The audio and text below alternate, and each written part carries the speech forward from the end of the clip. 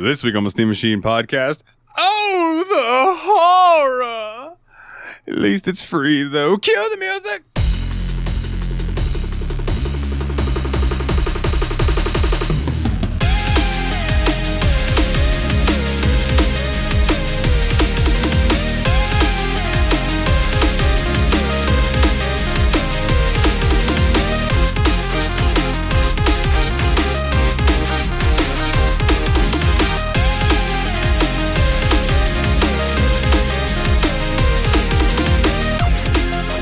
Hey everybody, and welcome to another episode of the Steam Machine Podcast. My name is Dalton, and joining me as always of the Destructo Bros. Hey, what everybody? It's Nate. It's Willie. Yeah. We're late. We know it. We apologize. It's been addressed. Nah, how you boys doing? All right. Let's start with Nate. How you doing, buddy? Oh, pretty good, man. Hasn't been that long since we recorded, so I don't have a whole lot of news going on. I will say that I've had a lot of fun lately playing some more Phasmophobia since the Phasmophobia episode, just doing duos with Willie mostly. We were able... Actually, no, that was with Dave, wasn't it?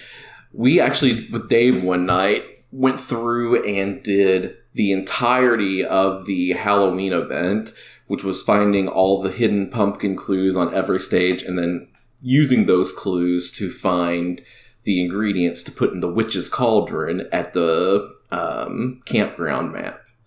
That was a lot of fun, and it was like pretty cool that we were able to do that all in one night. So I think it's about 4.5 hours, I think, before all was said and done. That sounds about right.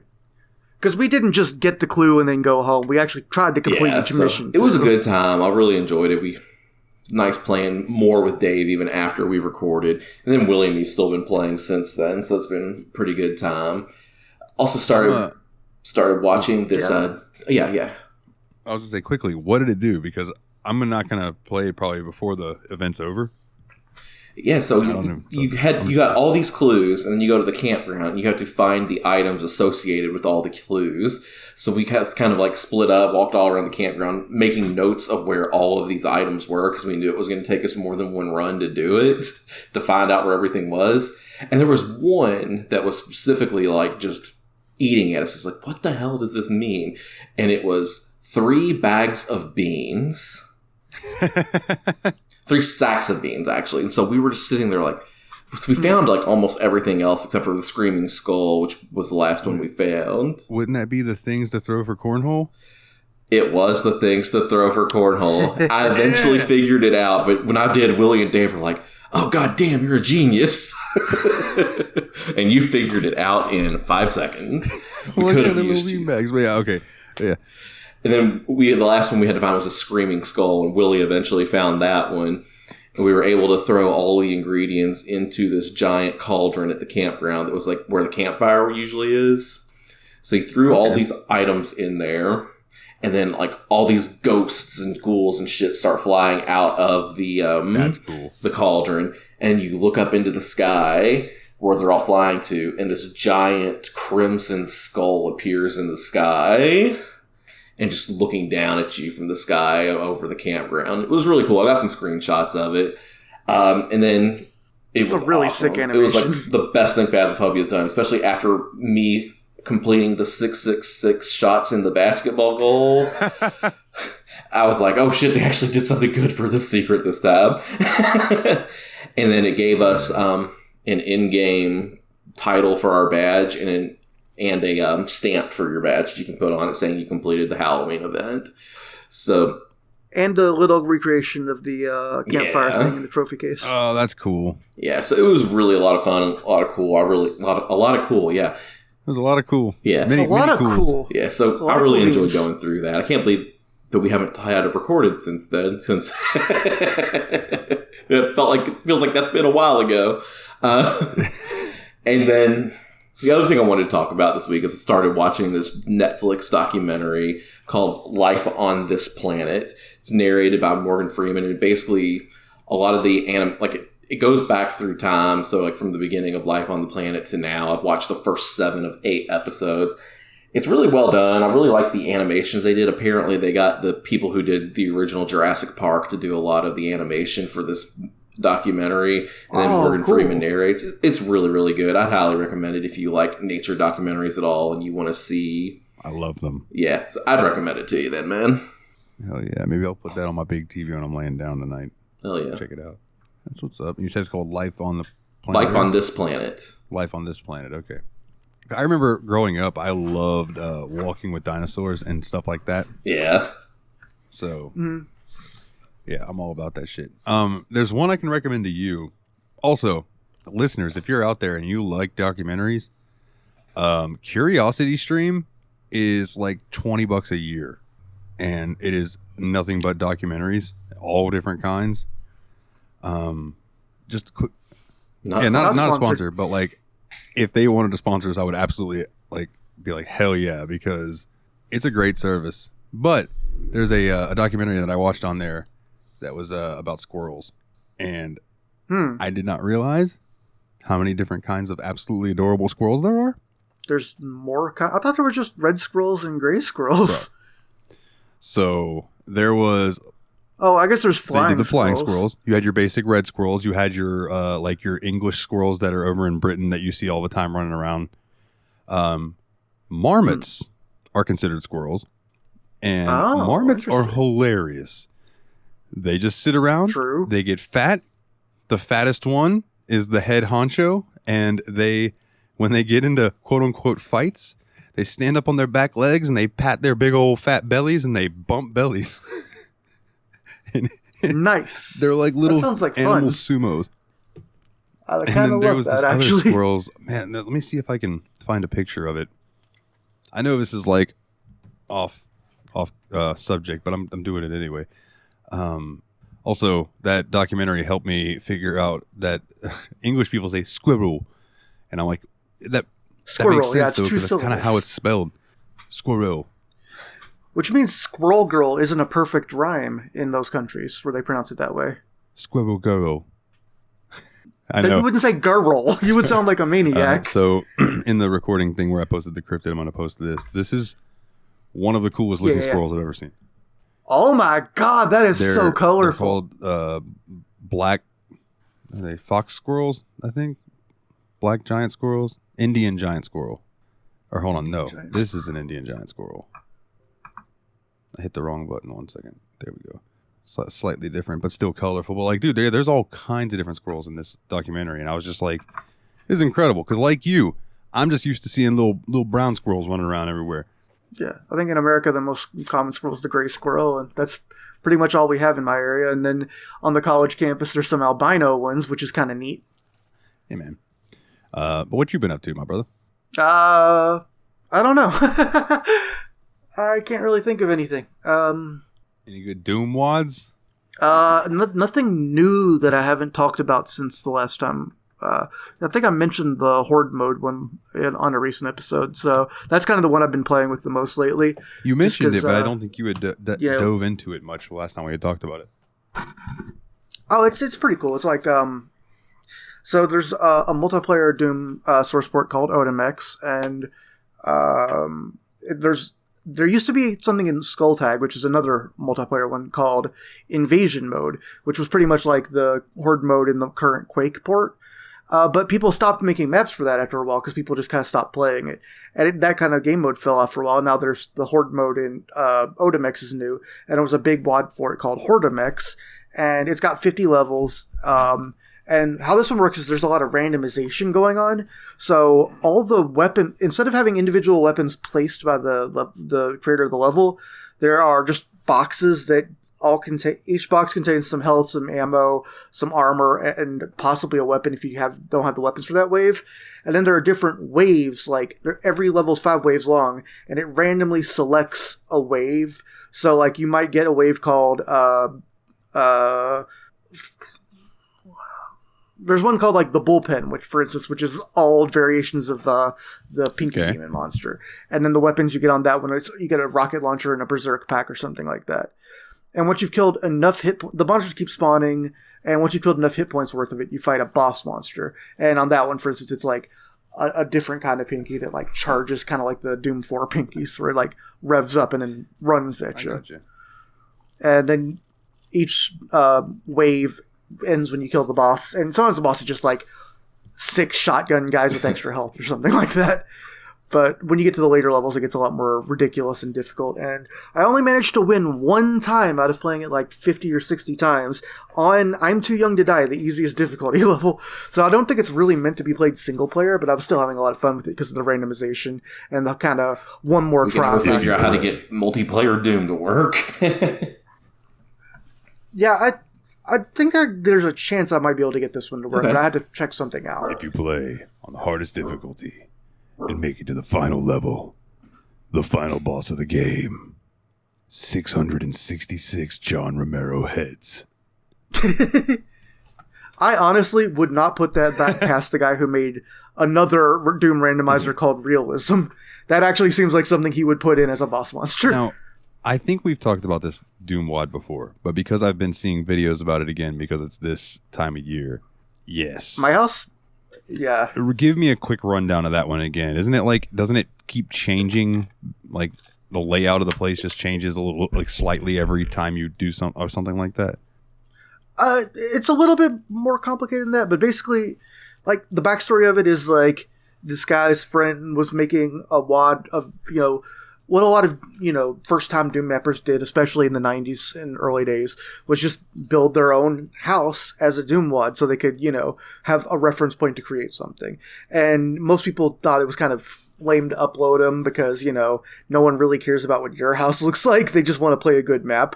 But it's a good exercise for beginners. And so myhouse.wad kind of became the shortcut name for when people do that.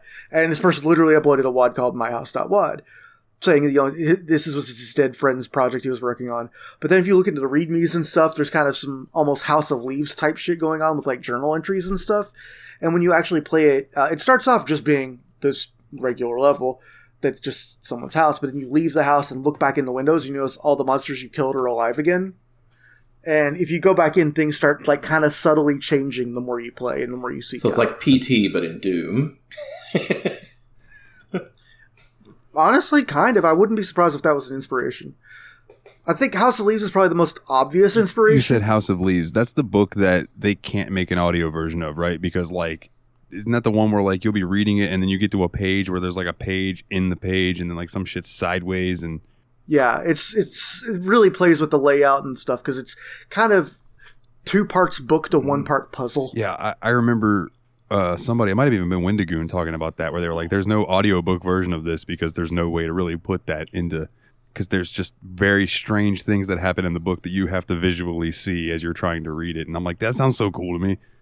It's pretty cool. I would recommend giving it a shot.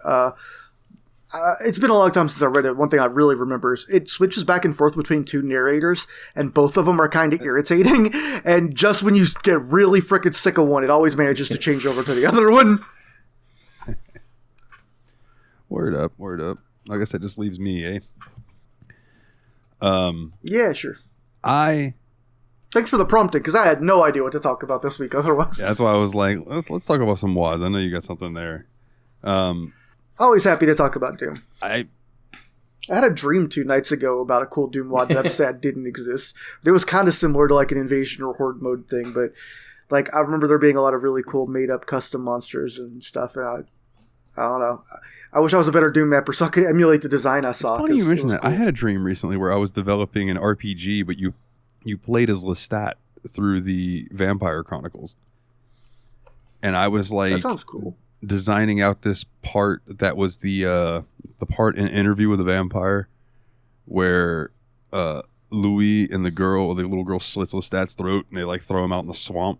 And I just remember being sad because I love Lestat, and it was like having to animate all this stuff. I was like, oh man, this is sad. I had no idea what I was doing, but I was doing it, if that makes any sense, because of how dreams work. You're just over there in Blender mashing your keyboard, and somehow Lestat's like typing and stuff. In things and the code's working. It was true. Computer, please generate me a dying throat slit Lestat. And what's weird is like, I know, like I'm looking at a DVD copy of Interview with the Vampire right now. I'm looking at Tom Cruise as Lestat. He was technically the first Lestat on screen, not who I think of when I think of Lestat. I think of Stuart Townsend from Queen of the Damned. I just think he was a better Lestat all around, in my opinion. No offense to Tom Cruise, but we know he listens, so sorry, Tom. Fuck. Go cry to Scientology about it. Go clear your thetans about it. Bitch, high five. Yo. So I have just I've been working a lot. Yeah, you have. My days start very early now, and I have to make myself go to sleep relatively early now. I got overtime my first week. So that's cool. Damn. Right. Well, get paid, yeah. But I don't mind the work. It's like I never minded truck day whenever I was working places, as long as they would just leave me the fuck alone and let me do what I got to do. And that is basically what this job is. Is like, as long as you're doing what you need to do, no one fucks with you, and it's fantastic. Sweet. Nice. So I'm still training. I'm with the guy that I'm training with, Tony, for another week. And he said that this week, me and him are going to swap. He's like, you're going to stay in the back and sort backstock and tell me what to go and work like I've been doing you all week. And you're going to make the orders, which he's already been having me do orders and stuff. He said that I'm relatively ahead on that because he didn't learn how to do orders till like a month into his training. And he had me doing it like 2 days in. And he said I picked up on it way quicker than he did. So, okay. I'm like, well, that's cool. That's nice. That made me feel all right that I'm at least picking up on what I'm supposed to be putting down. You know what I mean? He can learn. I can make him better. But I have just decided that I'm going to do my best to make a career out of this. I want to, like, once you're there a year, you can start applying for other jobs within the company. And I would love to eventually get, like, a desk job where I can just go. I thought you were going to say you wanted to be the polar bear from the commercials. That would be cool, too. You know what's funny about that is that in Final Fantasy XIV, there's a girl in the free company who now calls me Cola Bear. Yep. That's actually kind of adorable. Oh yeah, it's one of my favorite nicknames I've ever gotten. But yeah, it's been an experience so far. It's tiring as fuck. It's Cola Bear when Cocaine Bear is right there. We don't want the copyright infringement. Yeah, they made a movie about it. Now it's not cool anymore. But yeah, I just my knees hurt, my back hurts, but I feel way more fulfilled than I did at my last job. So let's hope it stays that way. Hell yeah, man. Other than that, I've been playing a few different games. Don't say about one of them. No, I'm not. One of them, I was going to say one of them I'm not even going to bring up. One of them, though. Thank you for not talking about Honey Pop. You're welcome. Actually, I've been playing Mirror. No.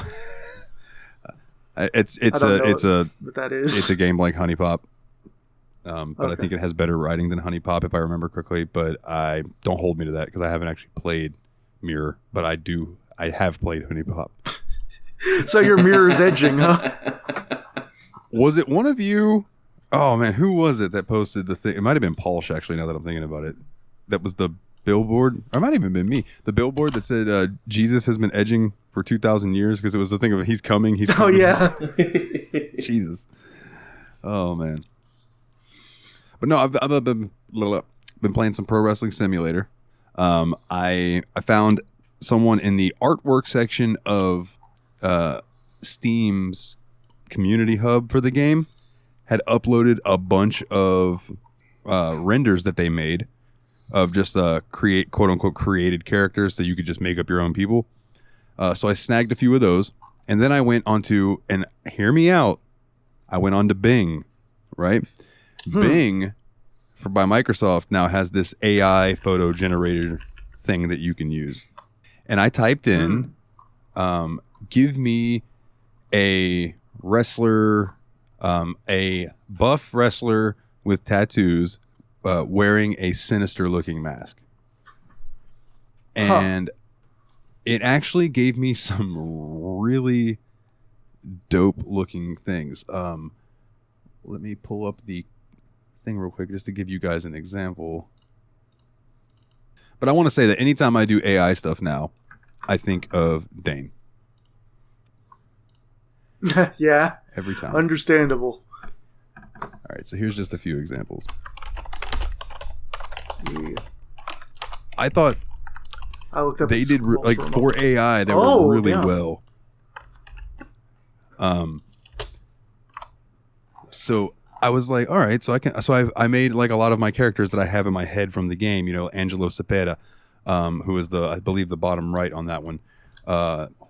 Blade was already created, so I didn't do him. But I made Nile Ohala, Adrian Wolf, Matthew Storm, like all these different ones that I have that I've used for games and games and games in my WWE games.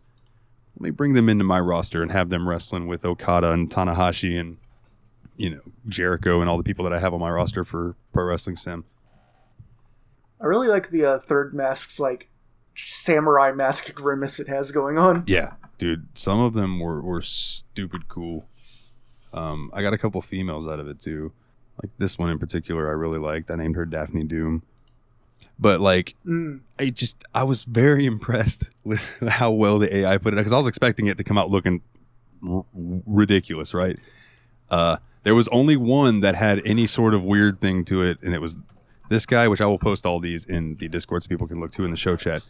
But his arms, if you look where his no, what's his hand doing? Crosses, where it's super weird. So like, other than that. Oh no, he has like one omni arm, and then like it bisects for his right arm, and then there's just fingers coming out of nowhere on the left. I loved his arm. mask, but if I do use him, I'm gonna have to cut his arms out of that picture because just cut his arms off. Every time. Yeah, come on. Just get him shoulders up. But he's got a super cool mask. His name is Forearms. Because he's all forearms. So I've been playing that. And again, it just blows my mind how much fun I'm having with a text-based game. Like, it is all text-based, and it is just a blast. Makes me want to try other text-based games, like even some of the old-school ones, like Hitchhiker's Guide and things like that. Zork. Yeah. I do really mean to get around this. The thing about Zork is, before I play Zork, I kind of want to play through all of Colossal Cave Adventure, because they have a puzzle that's kind of in common between the two. And that one is that one is all puzzle, no storytelling. And I like the exploration, it's a little rough because a lot of the cave tunnels, like you leave a room from the east side but come out the south going backwards. So you go east and then go west, you're in a different room than when you started. Because it's a cave. Yeah. So also, one other thing I've been playing that jumped out to me to bring up is Star Ocean, the second story arc. Mikhailov kindly picked it up for me because he knew how hyped I was for it. And two things that have come out of my mouth that I never thought would come out of my mouth since I've started playing this. Semen. Piss and shit. Huh? Piss and shit is what you say? Oh, Jesus Christ. So, yeah, I put the food up my butt and I poop out my mouth, The classic, the old backseat. But the first being, I am hyped for that Dragon Quest III HD 2D remake whenever that finally comes out. Right? And also, they have to do Chrono Trigger like this at some point. And me and James had this discussion on the JRPG report once about how like Chrono Trigger is one of those games they probably should never remake. They should just leave it alone because it's good the way it is, and people are just going to complain if they remake it. Having played what I've played of this Star Ocean game so far, I have the utmost faith that the team behind that could remake Chrono Trigger and people would be absolutely in love with it. All right. The contrast of the 2D characters on the 3D backgrounds is so cool. And it's a really lit looking style from the pictures you sent, and I haven't even seen it in motion yet. The little quality of life things that they've added. Like when you get new equipment, it asks you like, hey, do you want to go ahead and equip this? And you can just hit OK and boom, it equips your new equipment to you. And you don't have to go and cycle through all the menus. Little things like that just really pump it up. And the combat, action RPG combat is just super fun. I highly recommend it if you're into JRPGs.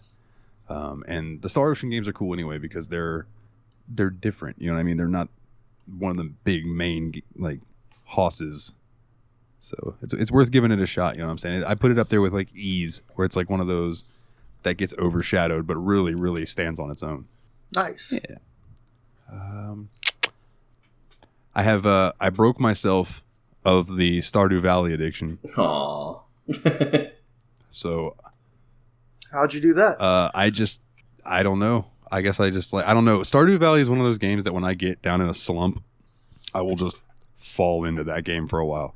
So it's kind of like my depression game. So like, now that I got the job, I'm feeling a little better. Like I just haven't had the want to go play it and everything.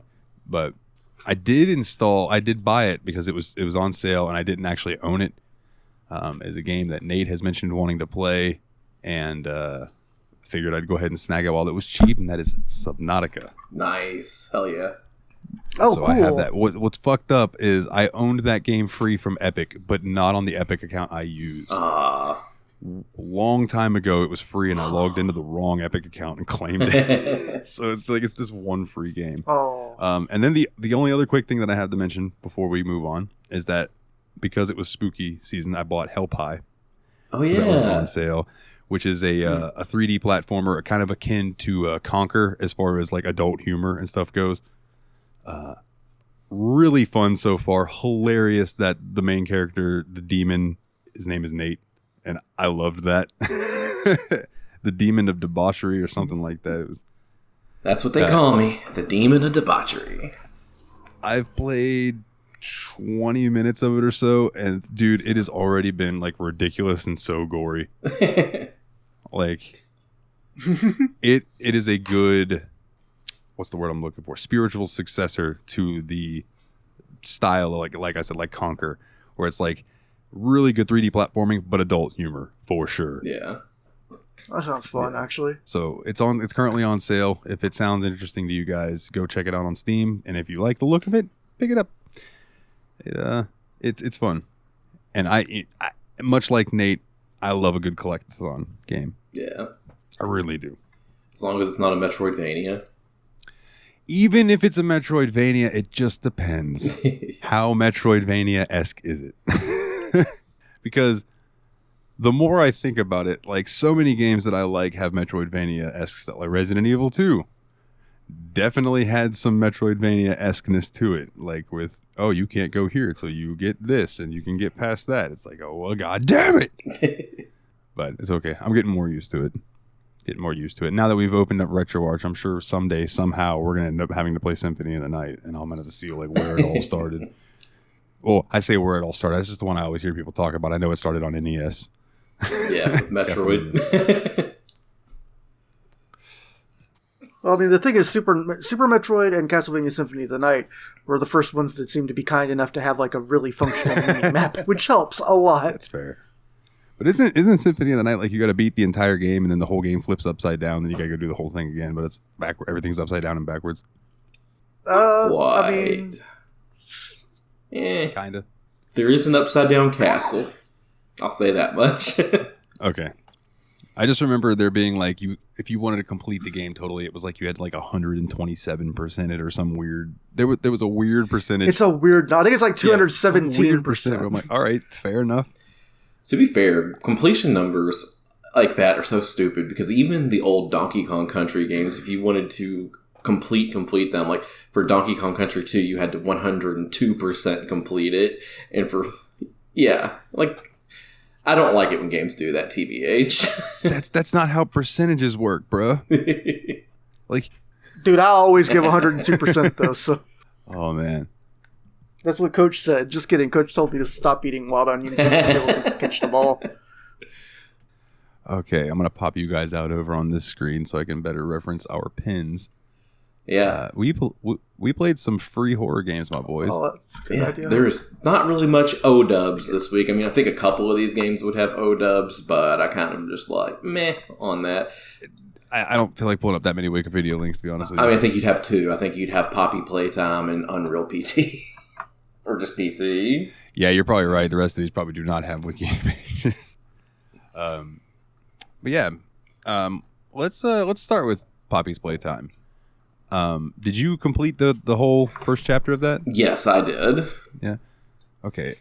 You probably got a lot closer to finishing it than you think. Me? I got both hands, and then I got a little further than that.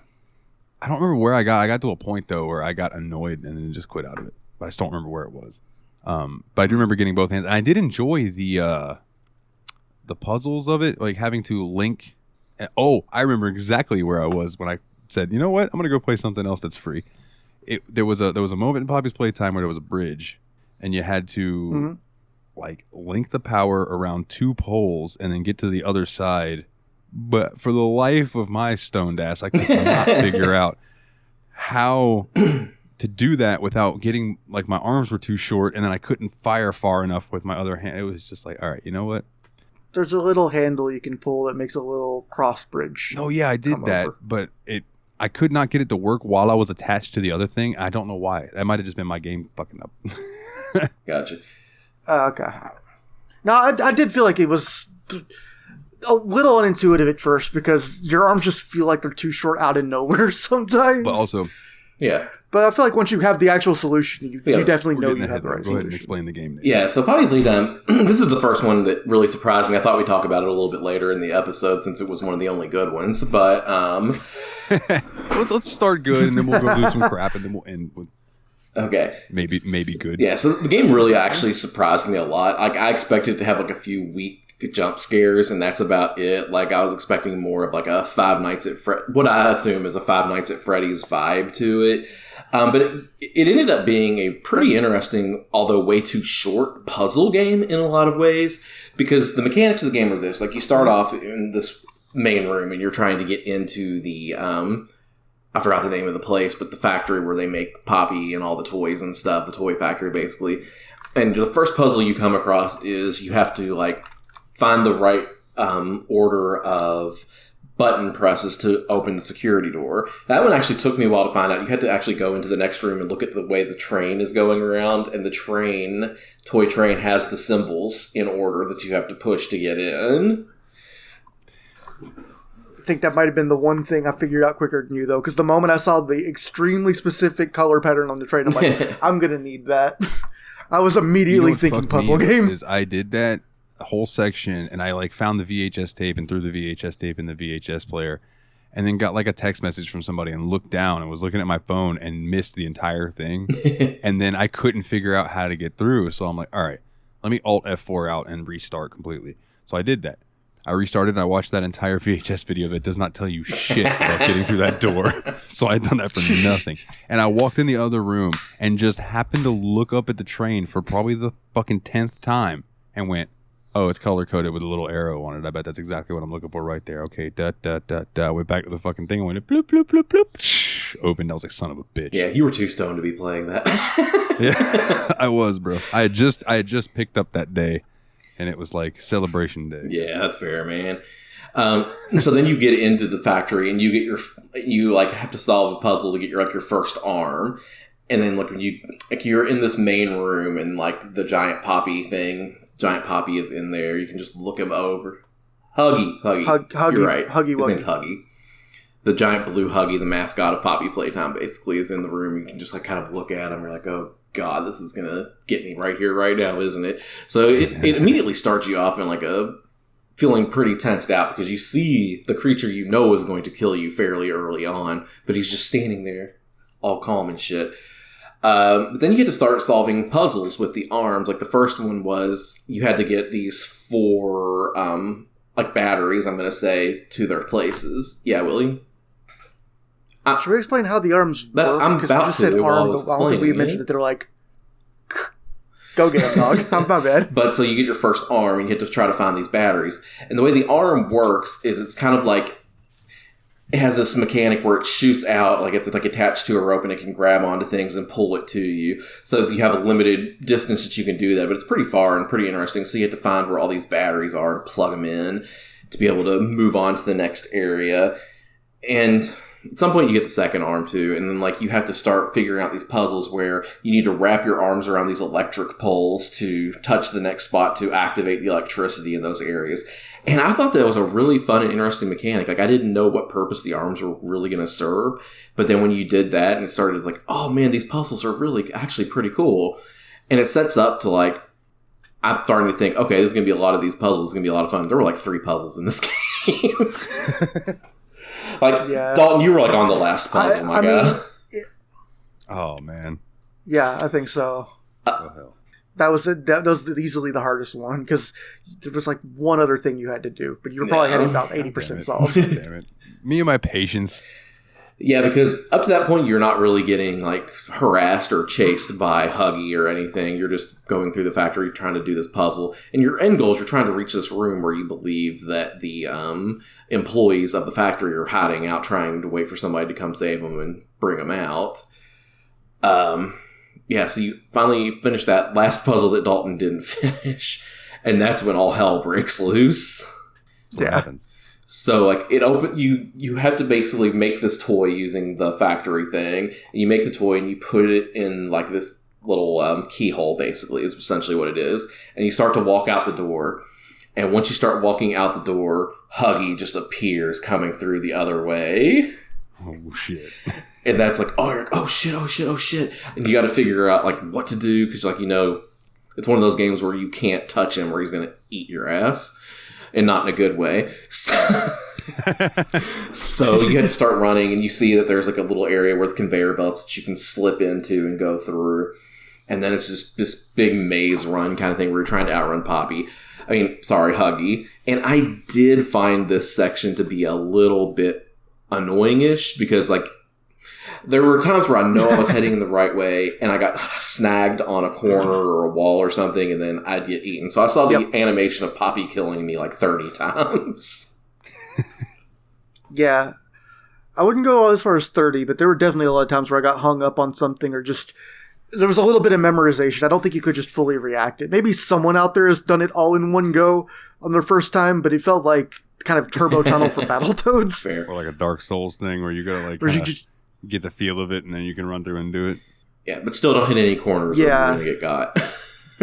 Yeah, it's pretty rough about the corners. So you're running through this like really cramped conveyor belt kind of thing.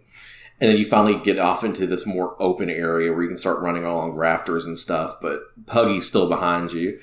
So what you have to do is you have to reach up and grab this block that's hanging up and pull it down, and it lands on top of Huggy and sends him falling into the abyss underneath the rafters that you're on.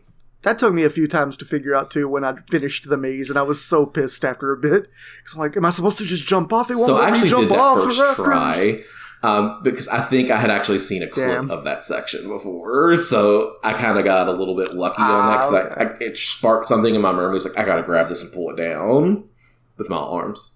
I didn't see it the first couple times, because turning around and looking straight at it was not the first idea I had. And then you get to you see like this room that you've been looking for this whole time. It's like you're looking for this room that's like surrounded by this flower, like a poppy, essentially. And yeah, then you reach the end of the game, which if you want to know how the game ends, go play it. You have to read the book. Yeah, but and then you have to buy chapter 2 if you want to play more. Yeah, which I think is an okay model for this, if I'm being honest, because it gives you the main part of the game, the part that every YouTuber and Twitch streamer played for free now. And then if you want to extend that journey, you pay the price for the DLC, essentially, which is the second chapter of the game, which I actually considered doing after I finished the game because I actually really did enjoy it that much. And I was hoping, and I read into it, like apparently the DLC is like at least 3 times bigger than the base game. So it seems like there's some value there, because one thing that I thought was lacking in the chapter 1 that I played was just the amount of puzzles and length. Like it teaches you all these mechanics, shows you what you need, how to use them, and then the game's over. It feels like a tutorial that just ends. Nah. Very similar puzzle. You know how it's like in Portal, you get that last puzzle at the end that puts every mechanic you have together? Like, you get like a very abridged version of that, which was the rafter bridge puzzle, and then you just... I wanted to do more with the me too. Like, there was so much more that I wanted to do. And I think that's probably what Chapter 2 is more like. I haven't watched anything or read anything more about it. I just know that it's 3 times larger. So, And that reminds me of like the old shareware model of games where it's like when they sold you Doom or Wolfenstein, you could just get the first episode for free, and then if you wanted to play parts 2 and 3, you would pay for it. And $5 is a lot cheaper than those were. And yeah, so like, I have mostly positive feelings about the game. Like I said, my main issue with the game was that it didn't explore those mechanics further. That's fair. Which means it did something good enough that you wanted more. Yeah, that's a pretty good complaint to have, honestly. I want to say, to me, one of the high points too was the animation, especially of Huggy's animation, reminded me a lot of that TikTok guy that makes the horrifying things that run at you really fast. He has used Huggy in videos before. The lights are out guy. Yeah. Okay. Yeah, I love that. Lights are out. That's I haven't the one. watched it lately because he started getting all of his videos are no longer going to FYP because they get like sensitive content warning on them. I'm like, come on. Come on. The amount of weird shit I see on TikTok. But yeah. Dude. Yeah, but shout outs to Lights Are Out on TikTok. That channel is fire. I love it. Yeah, agreed. It is super cool. Absolutely. Also, a quick shout out. Something that released recently that I meant to bring up earlier and forgot. But puzzle games. The Talos Principle 2. Is it out? That's right. It is out. And I read Steam reviews. People said that it took what the first game did and made it to the next level. They said that this is the Portal 2 to the Portal for Talos Principle. I've read people say, quote, I didn't even know there was a sequel coming out, but if I wanted there to be a sequel to Talos Principle, this would be everything I would have asked for from it. I liked Talos Principle, so I could see that if they expanded on it But I don't really want to make this a Talos Principle podcast, but my problem with the Talos Principle was I felt like it fizzled out and started adding stupid mechanics at the end of the game. So hopefully they fixed some of those rougher edges. Yeah. And less recorders and platforms. I can agree with that. But I'm looking forward to trying it eventually. I just wanted to bring it up because I saw it the other day and was like, oh shit, I didn't realize this actually was coming out soon. Yeah. And so Poppy... in Poppy's playtime was a different doll. It was like this little doll that was made for little girls that she could have a conversation with, now that I'm thinking about it. And Huggy was the big, scary blue guy. Yeah. I really liked the Toy Factory in general, because it had, it kind of bordered on the liminal space you're not supposed to be here thing at times, but other times you're like, oh, this is just a nice place that I'm at after hours. It's kind of friendly, but there's still something ominous. It was a good setting, for sure. It made me definitely want a horror game based on a Toy Factory. I think that would be really cool. More in depth though than into the horrors. But I didn't get far enough to see the actual scares. Huggy coming at you, yeah. Because the one cool animation that happens earlier in that game is you're starting to head this way and you see Poppy's arm kind of hanging out the door. Not Poppy, sorry, damn it. Huggy's arm hanging out the door and just slides it back in. You're like, oh man. Yeah. So I really love the animations. I will not stop saying it. They're just so herky-jerky and uncanny. It's nasty and cool. It did a good job really at times of building tension, but other times I feel like it let you go for too long without feeling a tensity to it. Because at that last puzzle, I felt like no tenseness at all until I got that door open and then Huggy showed up. So there were times where I was just playing a puzzle game. It wasn't a horror game. It was just a puzzle game. Yeah, you could tell that the spooks had taken a time out to let you solve this puzzle. But yeah, I'm trying to think of and one other cool mechanic about this game is that there is those videotapes that we mentioned. There's multiple of them, and they are hidden. So if you wanted to play a completionist route of this game and try to find all the videotapes and learn all the lore, I didn't do that. I missed quite a few of the videotapes. I got some of them. But I think it'd be pretty interesting to go back and see all the lore behind everything within those videotapes as well. Yeah, once I realized I missed one too, I kind of gave up on looking for them. I don't know what it was about this game, but it really made me want to play that My Friendly Neighborhood. I feel like it was that same vibe of this should be happy, but it's not. Yeah. Yeah. So, yeah, I'm really interested in checking out Friendly Neighborhood as well. So we want to throw some ratings out for Poppy? Oh, if we're going to be doing numerical ratings, this is going to be... Oh, I agree, but I want to. ...this episode. Yeah. Okay, I wondered if you wanted to. I was thinking about this before the episode. Yeah, that's why I was thinking we'd save this one for later in the episode, because this is going to...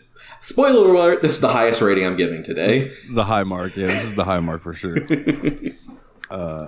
So for what I played of it, I think mechanically it was the best put together game. It was pretty. I was very impressed with the visuals. I really like trains. As stupid as that is, I really do. I like a good train, and it had a nice train. I'm gonna give it a 7. That's higher than I thought you would go. Poppy's out of playtime. Nice. Yep. All right, for me, like I pretty much said I pretty much talked through the entire game and gave my opinion, so I'm not going to justify my score. I'm giving this a 7.5 Huggies out of 10 Poppies. I was going to say 7.5 Huggies out of 10 Wuggies. he was a bear, right? No, it was Fuzzy Wuzzy. Well, no, Fuzzy maybe. That's true. Huggy Bear is a bear, though. Huggy Bear? Wait, isn't he Snoop Dogg in the Starsky and Hutch remake movie? Yeah. You don't think too about golf. Okay, so he's a lion. It's my favorite line in the whole movie. All right. Up next, one that I played. Nate, I think you played it as well. Willie, I'm not sure if you played it. Slide in the Woods. I did play Slide in the Woods. So I was looking at this one specifically because we played, what was the Stairs in the Forest? Stairs in the Forest? The Forest Stairs? Which was just all right, if I remember correctly. It kind of just abruptly ended with a, ooh! Yeah. kind of thing. Yeah, it was like a junior dev's first or early project and stuff. It was kind of Slide in the Woods, though, I think, accomplished what it was going for much better than the other one. Not to say that this was like an incredible game or anything, but it did manage to give me I won't say a spook, but a chill, where I'm like, I'm kind of creeped out right now. What's going on here? You know what I mean? So the premise of Slide in the Woods was you come upon a slide in the woods. it's just chilling there, and you climb up it, and you go down the slide. And then you come out and you go back up and you go down the slide again. And the sound changes a little bit. And then you go down the slide again and it's dark. And then you go down the slide again and it's foggy and dark. And then you go down the slide again and when you come out there's blood. And you follow the blood trail up and there's like a body chilling. And like this weird creature like grabs the body and drags it into the slide. So what do? You obviously go down the slide. And this time you go down the slide and you kind of just keep fucking going. And going and going and going. Like the Energizer Bunny. And then you plop out the other side like a good morning turd. And you just start roaming around. And I remember being like, what the absolute fuck is going on? I don't remember. Was it immediately that you go down there and it's telling you that you have to like hit space to kind of like lurch forward in this weird tight corridor? Yeah. So you're doing that and you come out and you're wandering around. And please correct me if I'm misremembering anything. And all of a sudden these weird creatures start coming at. I'm in this room and there's these weird creatures coming at me and I'm panicking and running around trying to figure out what to do. And finally I see a little space that I can crawl through. So I go back into there and then I'm back to the space crawling. And you're doing more worm crawls for a while, and you end up falling down some holes and worm crawling some more and falling down some holes. This whole time I did not look behind me. Me neither. Yeah, no, me neither. Okay, so we're all on the same level of like, no, whatever's back there can stay the fuck back there. I'm just going to keep going forward. And then eventually you come out the end of the slide, and the game ends, and that's it. Am I remembering it correctly? I only wrote 2. That sounds about right. I only wrote 2 words in my notes for this, which was just surreal, interesting. Yeah. I thought it was one of the more interesting of the low-budget free games, for sure. But I'm still not sure what I experienced, is what I wrote in my notes. Yeah, it was more of a ride than a story. I think all 3 of us came out with like, what the fuck just happened? Yeah, pretty much. Which, to be fair, is not a bad way to come out of a horror game. To think, what the fuck just happened? No, not at all. Yeah. So, no, because that means there was at least some sort of psychological effect. Exactly. Yeah, and me, I appreciate this. Yeah, it's kind of how I felt after playing the shrimp eating game from last year. Yeah, we were just like, figure out what to do with the guy in the closet. You're like, wait, what? What?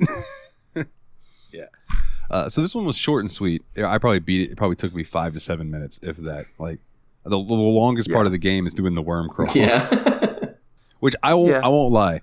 I felt like that part dragged on a little bit, but I also felt like I wasn't sure I was doing it right. Am I going the right direction?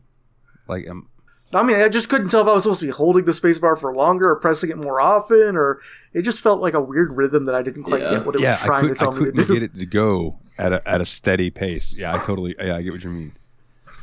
But yeah, I mean, I really don't know what else to say about it. You guys got a rating for this one?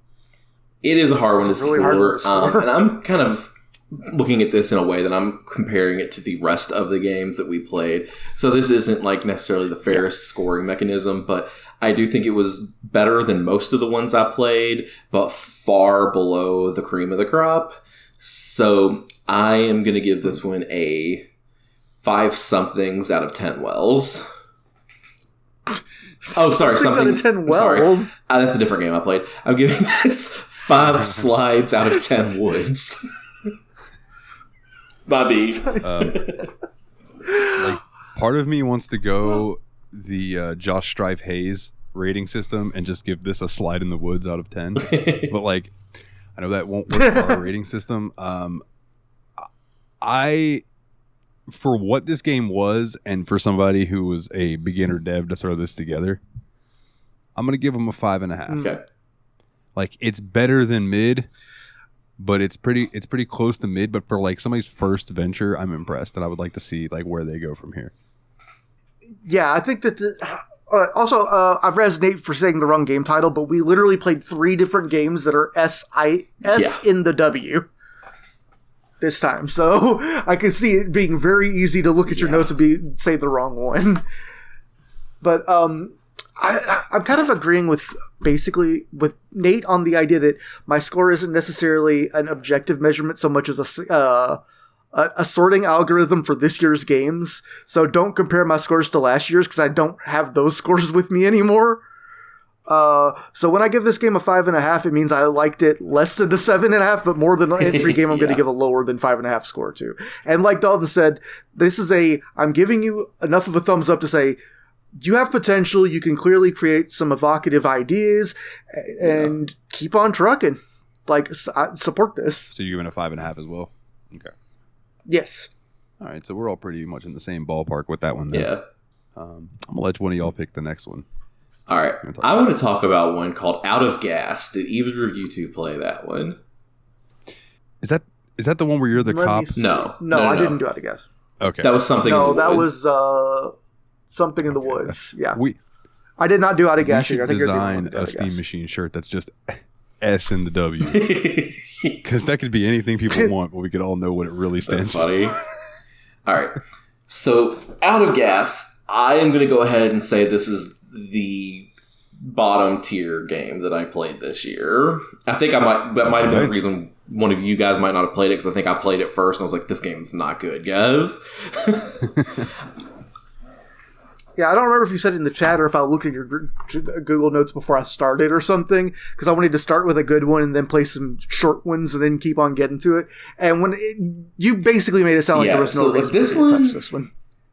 Well, the graphics and gameplay were both really bad. The graphics were similar to that in Something of the Woods, Dalton, the one where you were the cop.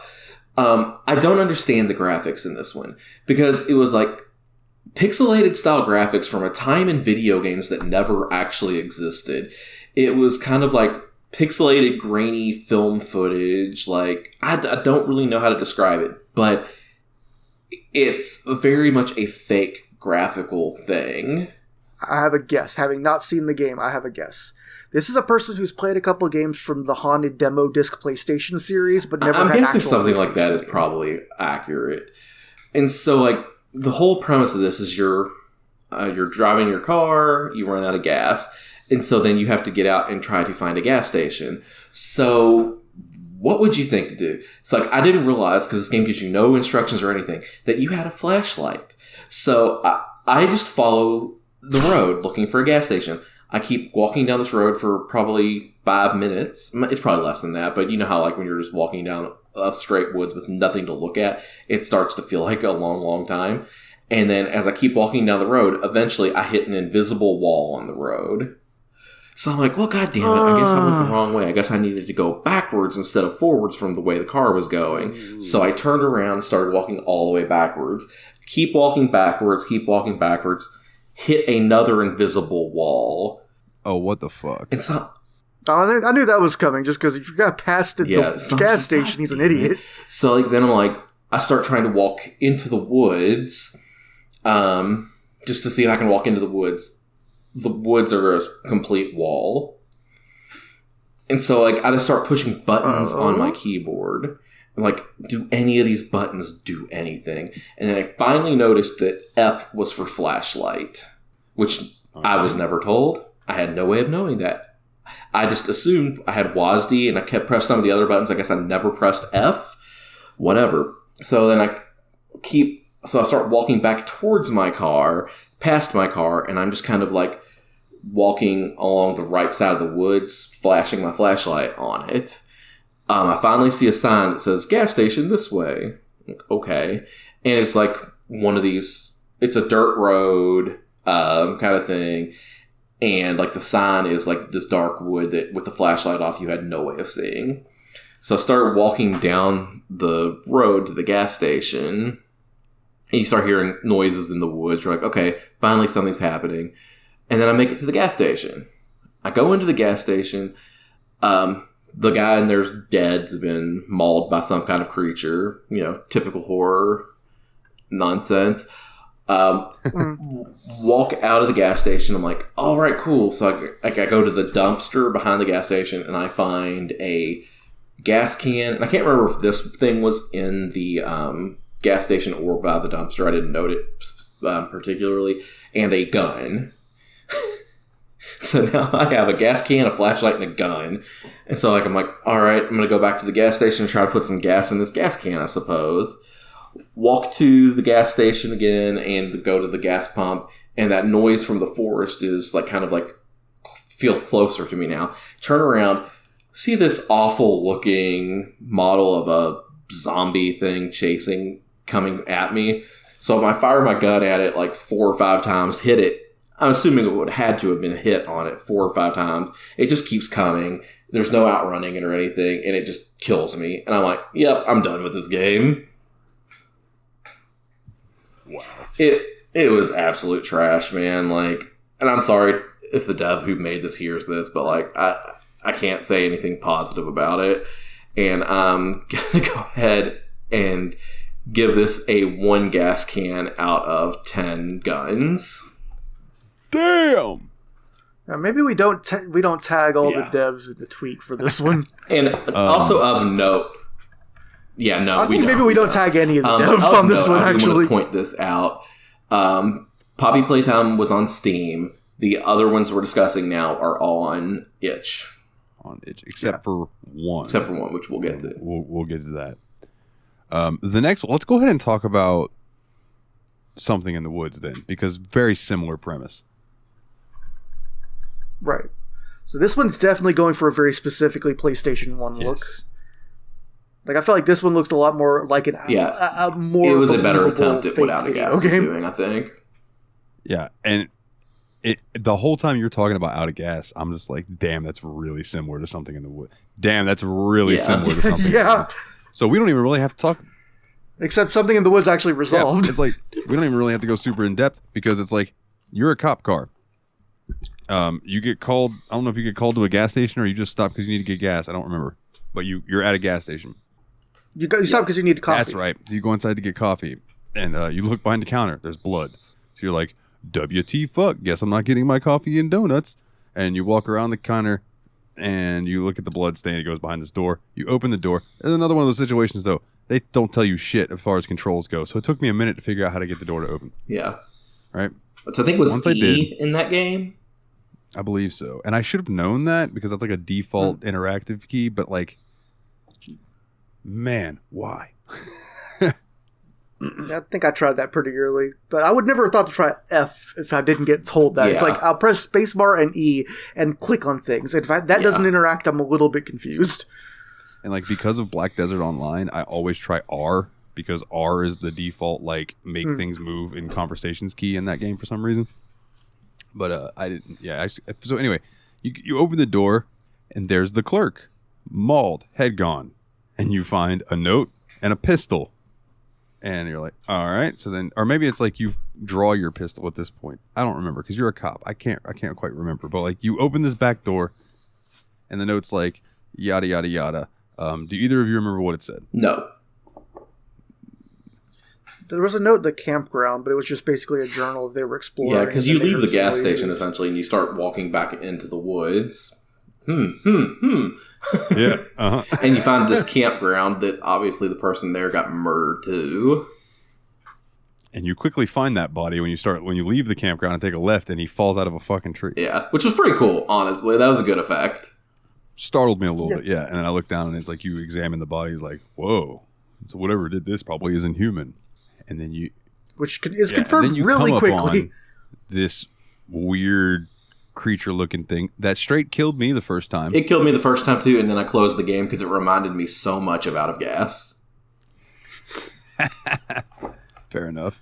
So you didn't see the end of it? Okay, fair enough. Yeah, and you know what? After that experience you just talked about, I don't blame you. So thing killed me, and it respawned me. It started the whole game over. This time I knew what I was doing, and I sped run up to that point. Got back. So it was like this weird humanoid creature that's like munching on a body, and it turns and looks at you. It's kind of on all fours. And it was like, I have the body of a pig.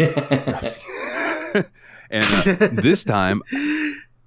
Speaking of that, Faith got a major update with the boss rush mode, so I might want to check that out sometime soon.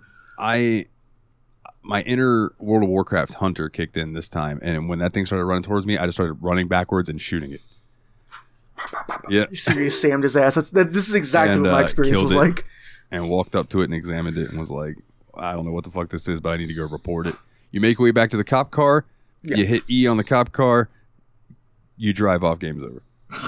So like you were so close to the end. Like me and Poppy's playtime. You were so close. But again, after your experience with Out of Gas, I don't blame you for being like, you know what? This is really like the same. Yeah. The monster even looked almost the same. I was like, I wonder if they used stock assets for that creature. I mean, it was the same guy, and this was his second attempt. Like Out of Gas was. I don't think it was. Because I looked at it and I thought that I saw they were made by different developers. Oh yeah, so that one's by Mick, and Out of Gas is by Seiko. So yeah, they're made by different. That's wild that they're so similar, though. Yeah. Yeah. I'm going to go ahead and jump on rating this one because I don't think this is going to be very controversial. This game was as by the book and unnecessary as you can get. Like, if this was just a project to practice making a game, then good work. You successfully created an executable that runs and does all the steps of the game. And it was unambitious enough that you could finish it. You can get to work on your next project. Kick ass. As a game to have other people play, though, it's a 3 out of 10. Yeah, I was going to give it a 3.5. Because the body dropping out of the tree was a nice touch. Yeah. Yeah. I think I was still under my shell shock from Out of Gas because this is the game I played immediately after Out of Gas. Oh, no. Yeah, so it made an impression on me. My favorite part of the whole game was if you go to settings and you click the question mark part of it, it puts up a PNG of Jeff the Killer and screams at you. Yep. Yeah. What the fuck? Nice. That's so random. So that automatically gives this game an extra 0.5 for me. So it's a 2.5. Because it was at least one better than Out of Gas. And then the Jeff the Killer PNG is a 0.5. So 2.5. That's fair. I'm trying to see if the other one that I played was in this list or if it was one that I just stumbled upon. I think it might have just been one I stumbled upon. Do you guys have any more from this list? Because continue. Yeah, so from this list, I also played so many S and W's. Something in the Well. Did either of you play that one? Okay. Yep. I did. I enjoyed this one a lot more than a lot of the other ones. This game started off pretty interesting. You were like in this cabin, and you started hearing like sounds like knocking and stuff, and it kind of pulls some of that stuff that like the camera fades to black and then it comes back on and something's different in the cabin that you're in, right? And it's like you have a dog that starts barking at the whatever's outside the cabin, then you keep walking around, then it fades to black and it fades back in, and then your dog is gone. Oh no. And so I was like, oh man, what is going on here? And eventually like you do step out of the cabin, you have a flashlight. It looks way better than the last 2 games we played. I played, at least. And then, like, everything makes sense to me in this game, how it worked, at least. So it felt intuitive enough if it didn't outright tell you how to do things. I don't remember if it did or not. And then, from what I heard, this game has multiple endings. But, like, so what I ended up doing was I kept walking around and I found this, like, church building that I went into. And, like, you start walking around the church, exploring, and you get to this back room in the church, and then there's just this chains, like, something had been chained up in there, and, like, all the chains were broken and stuff. It's got blood all over the floor and stuff. Yeah, it definitely looked like that. That was the, the interpretation I had as well. And I don't remember everything else about it. Will you want to take from there? You pretty much just end up outside the church, start trying to kind of flee. You hear a noise behind you, and you can turn around and look at it, but there's a thing. That was my experience. And it gets you. Okay, that was my experience. That is ending one. As well. Yeah. Nothing too crazy, pretty straightforward, but I think it plays better than the other ones that we just talked about. Like, I liked the setting, like you were kind of in this cabin in the woods, and then you find that church, and the church is like an old decrepit church. It's kind of like very much that, like, these Southern Baptists are at it again. And so I did like that. I liked the setting of this one a lot better. I liked the way it looked. I liked the way it played way better. Would you say... it did a good job. I was going to say, would you say it gets half a point for no childbirth?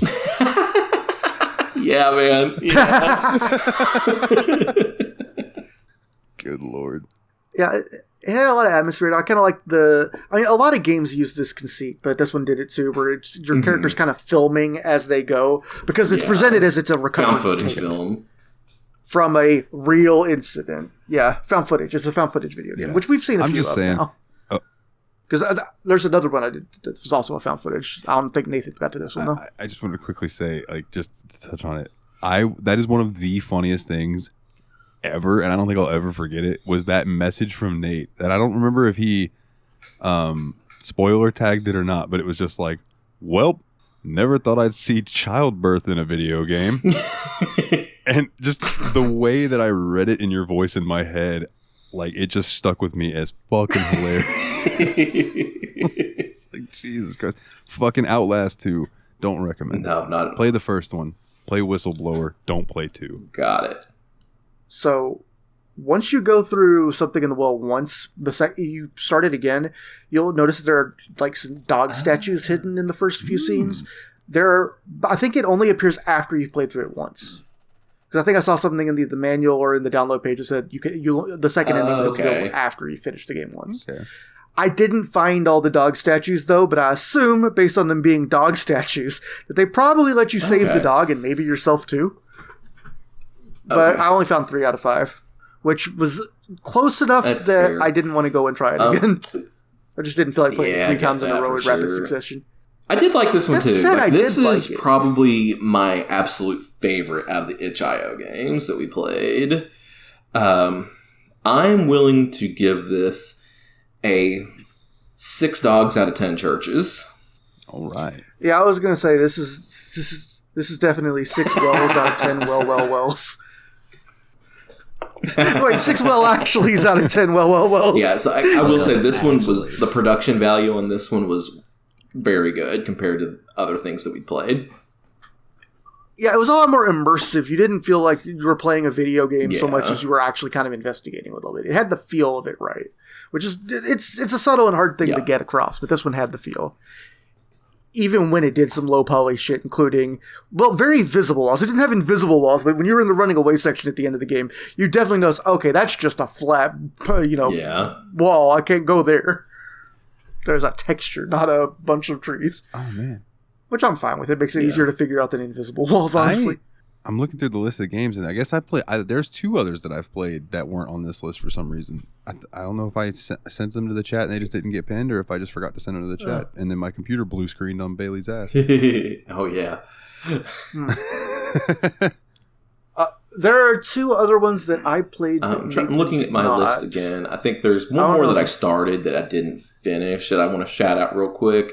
It was called Broken Through. Yeah, that one looked interesting, but I didn't get around. Yeah, I played it a little bit, and it was me neither.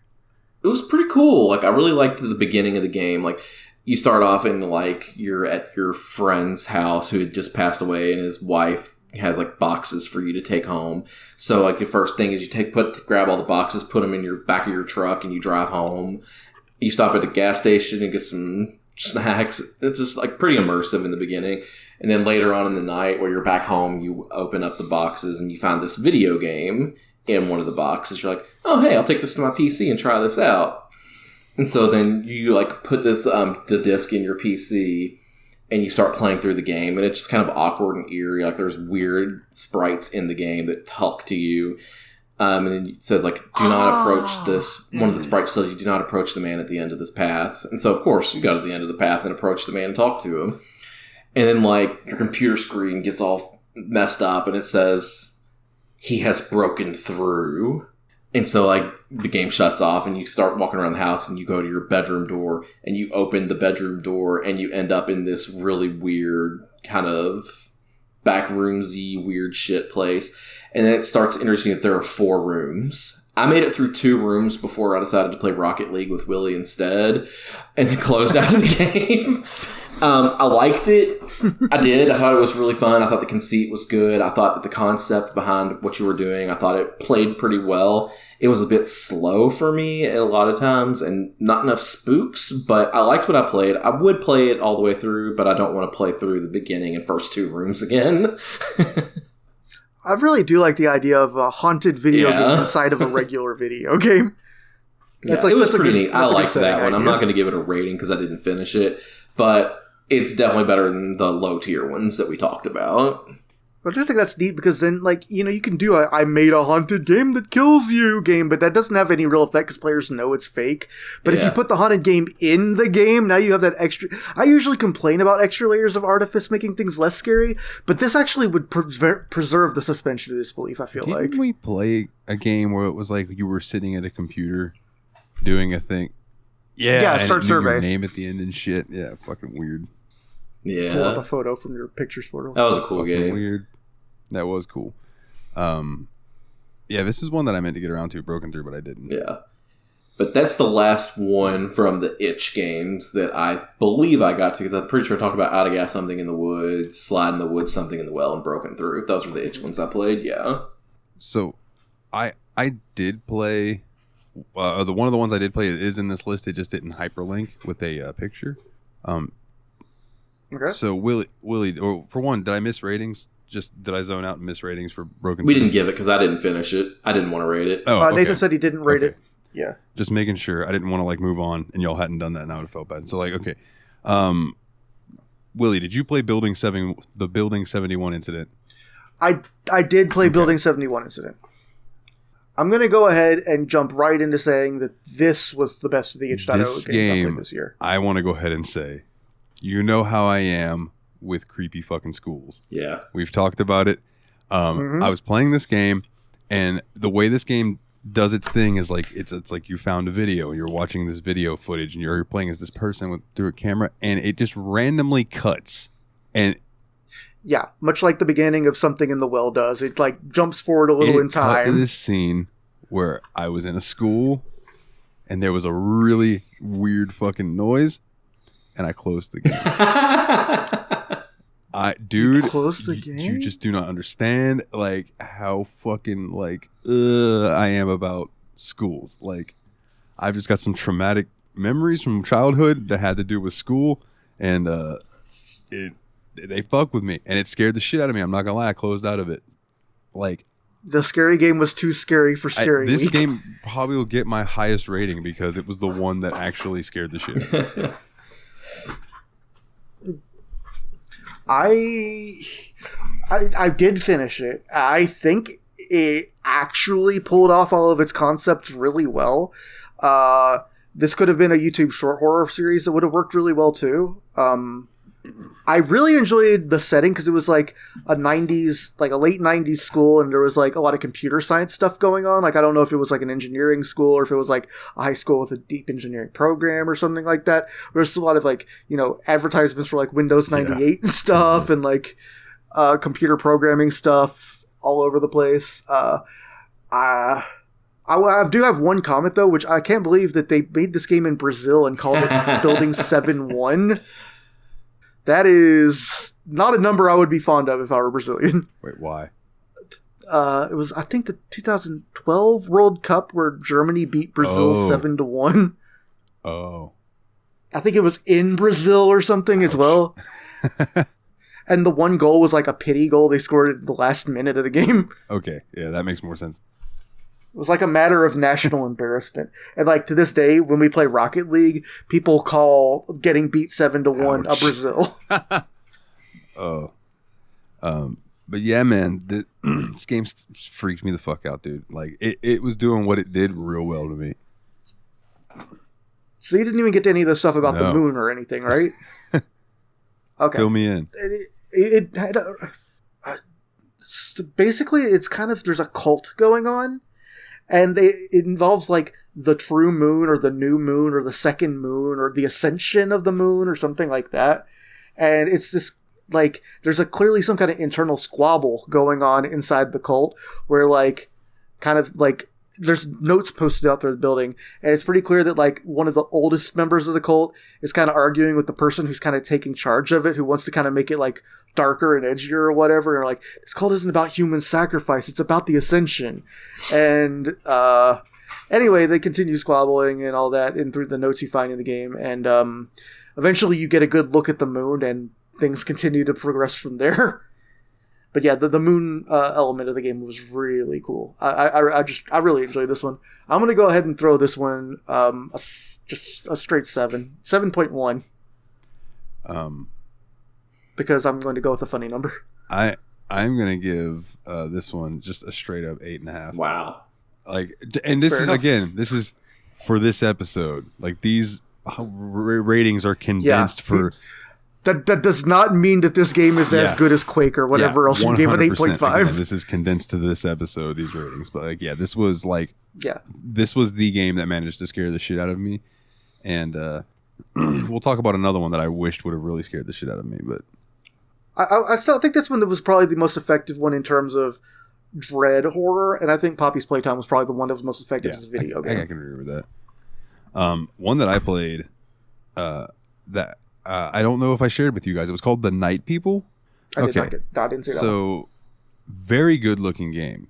I was impressed. It was probably made in like one of the Unreal engines or something, you know.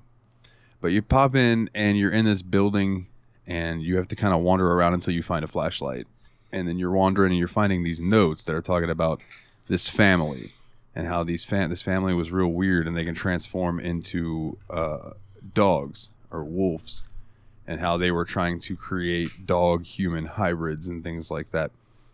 And you're kind of just exploring, and there's these weird noises, and doors are creaking open, and things of that nature. And you end up, like, I don't know how to describe it. It's just very eerie and then you come upon this cage with this fucking dog that has a human head, and it just looks up at you. And then you continue through this hallway, and you see this shadow of this giant wolf. And then all of a sudden, all these wolves come running around this corner, and you have to turn tail and haul ass. And I died a few times during this, because this is one of those, like, figure out where you can go. So eventually, because I run all the way to the front door, and it's like the front door shut, and I'm like, fuck. So I end up hauling ass down this other hallway, and they fuck off. And you come back out, and it's like, you look down this other hallway, and this door is there now.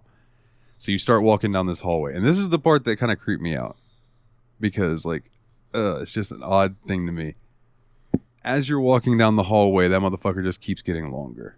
So, like, you just feel like you're walking and walking and walking and never getting to the door. And I'm like, fuck. So I did. And that Mario 64 staircase music. I swear to God, Willie, I thought in my playing. head, I wonder if this is like Mario 64. And I turned around and walked backwards, and eventually got there. So I was like, I don't know if I could have just got there walking forwards, but I did it backwards. And then you end up in this room where there's another dog with a human's head in a cage looking up at you, and then you walk through a store and you're out, and it was over. It was a very, very weird experience. Very cool looking. The dog with the human head was absolutely hilariously bad. Looked like what was that weird Dreamcast game? Seaman? Seaman. Gave me that vibe. Okay. Nice. I do need to get Oh, Seaman. no, you need to get Seaman. It just makes me think it was at South Park where they're like, and this is Seaman. It's Seaman. But yeah, I don't know. This one was okay. It did give me some spooks, but not good enough that I'm going to put it up like a high rating. So I'll give it like a solid 6. Cool. It was okay. There was one other one that I did play that was on your list, I think, Dalton. It was The Smiling Man. There's another one I meant to get around to and didn't. I'm interested. Oh, you didn't? I'll just go ahead and recap it pretty quick. So it's based on this classic, I guess, Reddit horror story. I think people have seen it before. About, a guy that's kind of smiling and looking up under a light post that he runs into late at night, and then the guy kind of starts dancing around. He starts following him, etc., etc. It's pretty much, there's an alternate story mode, which I didn't play, which might have had the bulk of the game's content. I just played main story. But it was basically just a semi-interactive retelling of that horror story. I'm not going to give it a score, but I'd say if you like the idea, there's a short film version you can find on YouTube called 2 a.m. The Smiling Man, and I'd recommend that over the game. It's really well executed, but the game had some pretty creepy animations. I liked had some really neat uncanny animations. I do want to say that, yeah, you are correct that on the page, I do remember it saying that like the main story is just the recreation of the story, and that the other alternate thing was like the game.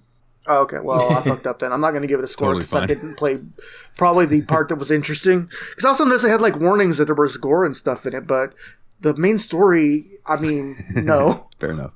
It looked interesting to me, but you know me, I'm always going for the ones where I see the little PlayStation logo, because I'm like, all right, so I know what they're going for in that genre. So yeah, and I mean, I think they did a good job with the kind of creepy low poly model and its weird animations. Like when you're doing a game like that, the entire point of the character, the Smiling Man guy in the first place, is just that he's moving in a really unsettling way, and you can't tell if he's drunk, insane, or inhuman. And I think they pulled that off pretty well. Yeah. So that leaves one game, am I correct? Yep. And we all three play this. All right.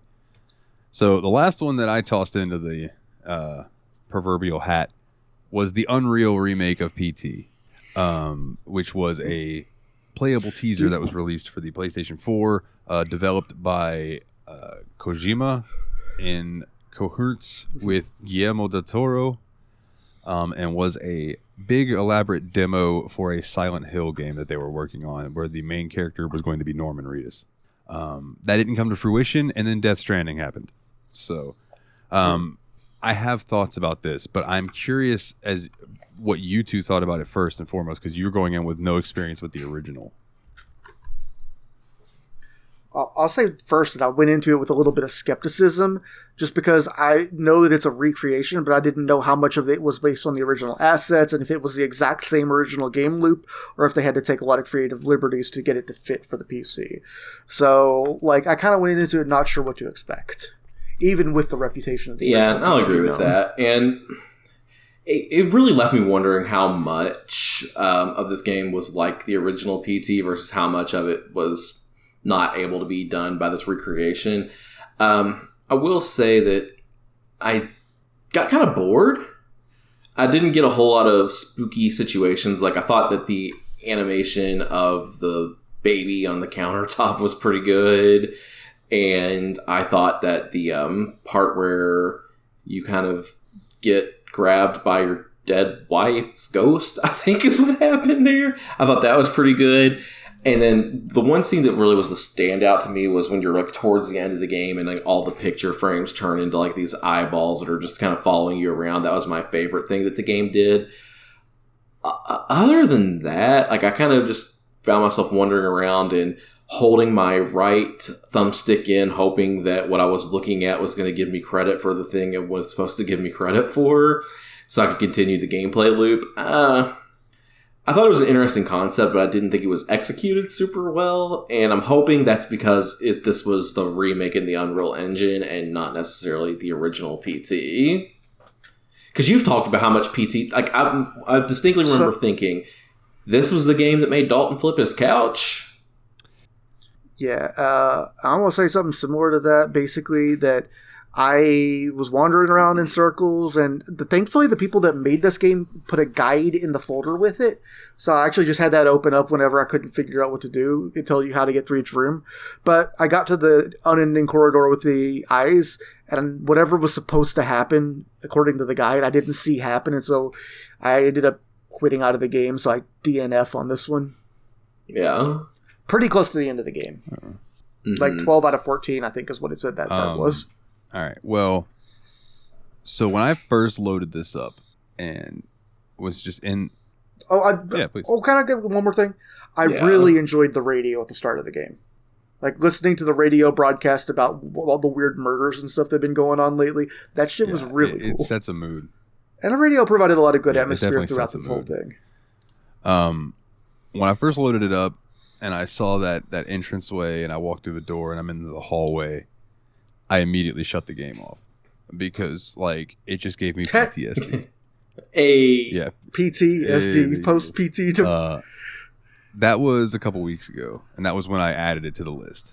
So I had not played through it yet. Faithful Recreation, it did its best.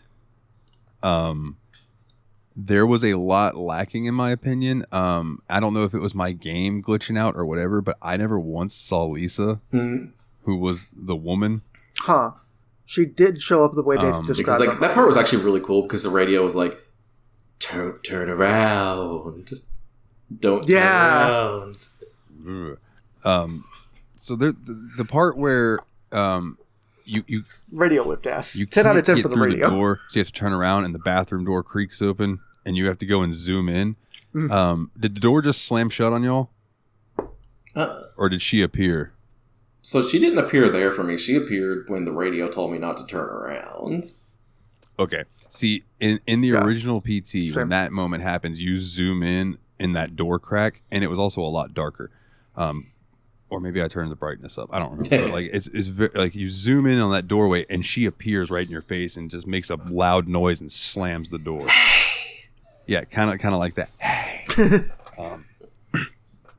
That didn't happen in this game. Like when I did it in this one, it just slammed shut. Okay. So I was like, okay. The part where you're wandering through the hallways and there was just dripping blood. Yeah, coming from like the refrigerator or whatever. Yeah, I looked up and the refrigerator wasn't there. Oh, okay. And I was like, fridge worked for us. What the fuck? That's supposed to be a dripping blood refrigerator thing.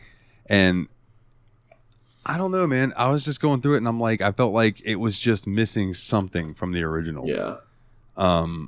Like they put the building blocks there together, but it didn't have the electricity wired up, kind of? Almost. You could say, because it's like, it felt like it did everything almost perfectly, but like there were just certain things missing. Like I never once had a point where I went through and looked up into the rafters and saw her just chilling up there like I did in the original, which is part of the shit that used to scare the fuck out of us.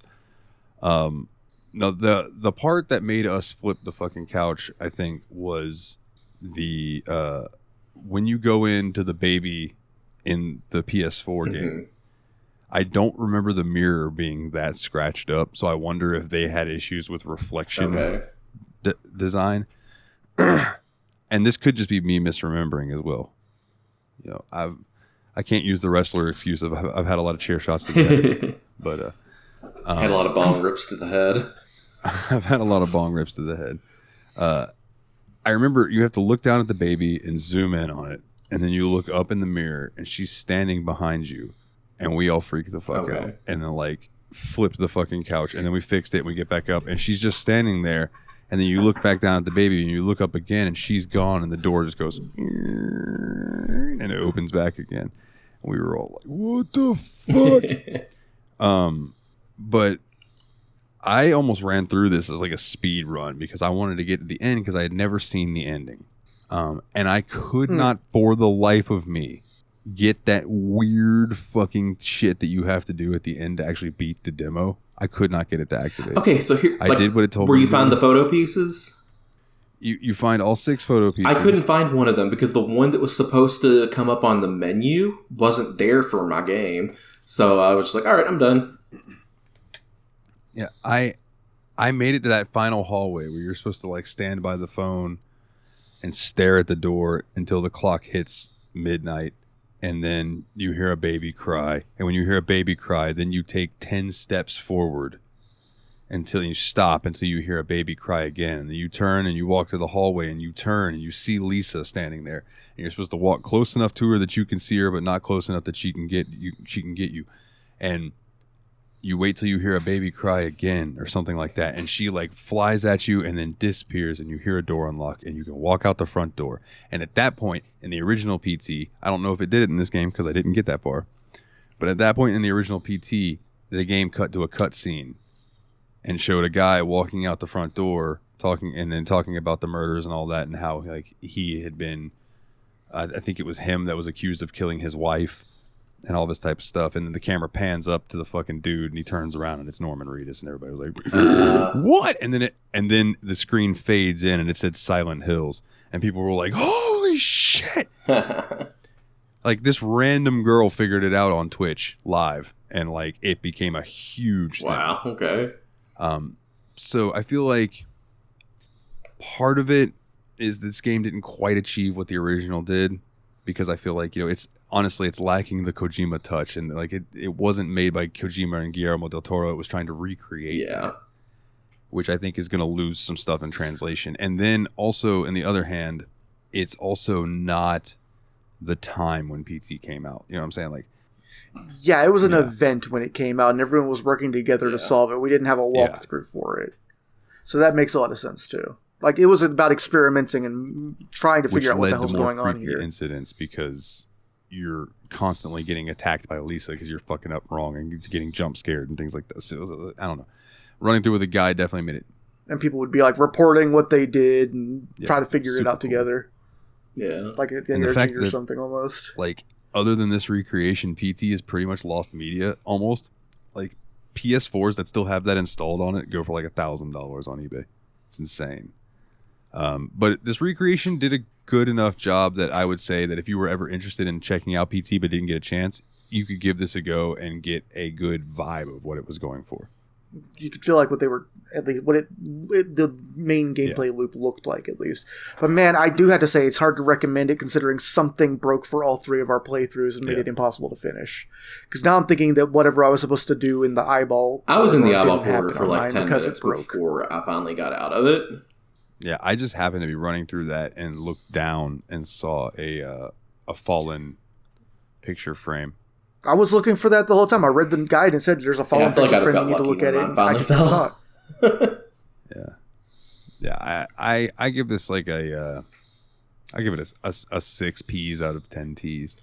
Yeah, I'm going to score it DNF, but I would have given it a 6. I gave something in the well a 6.5, so I'm pretty comfortable giving this one a straight 6. Hey! Go, a 666. We did it. Happy Halloween, November. Hallowember. Yeah. Again, our bad. Every town has an Elm Street. And that was the free spooky games.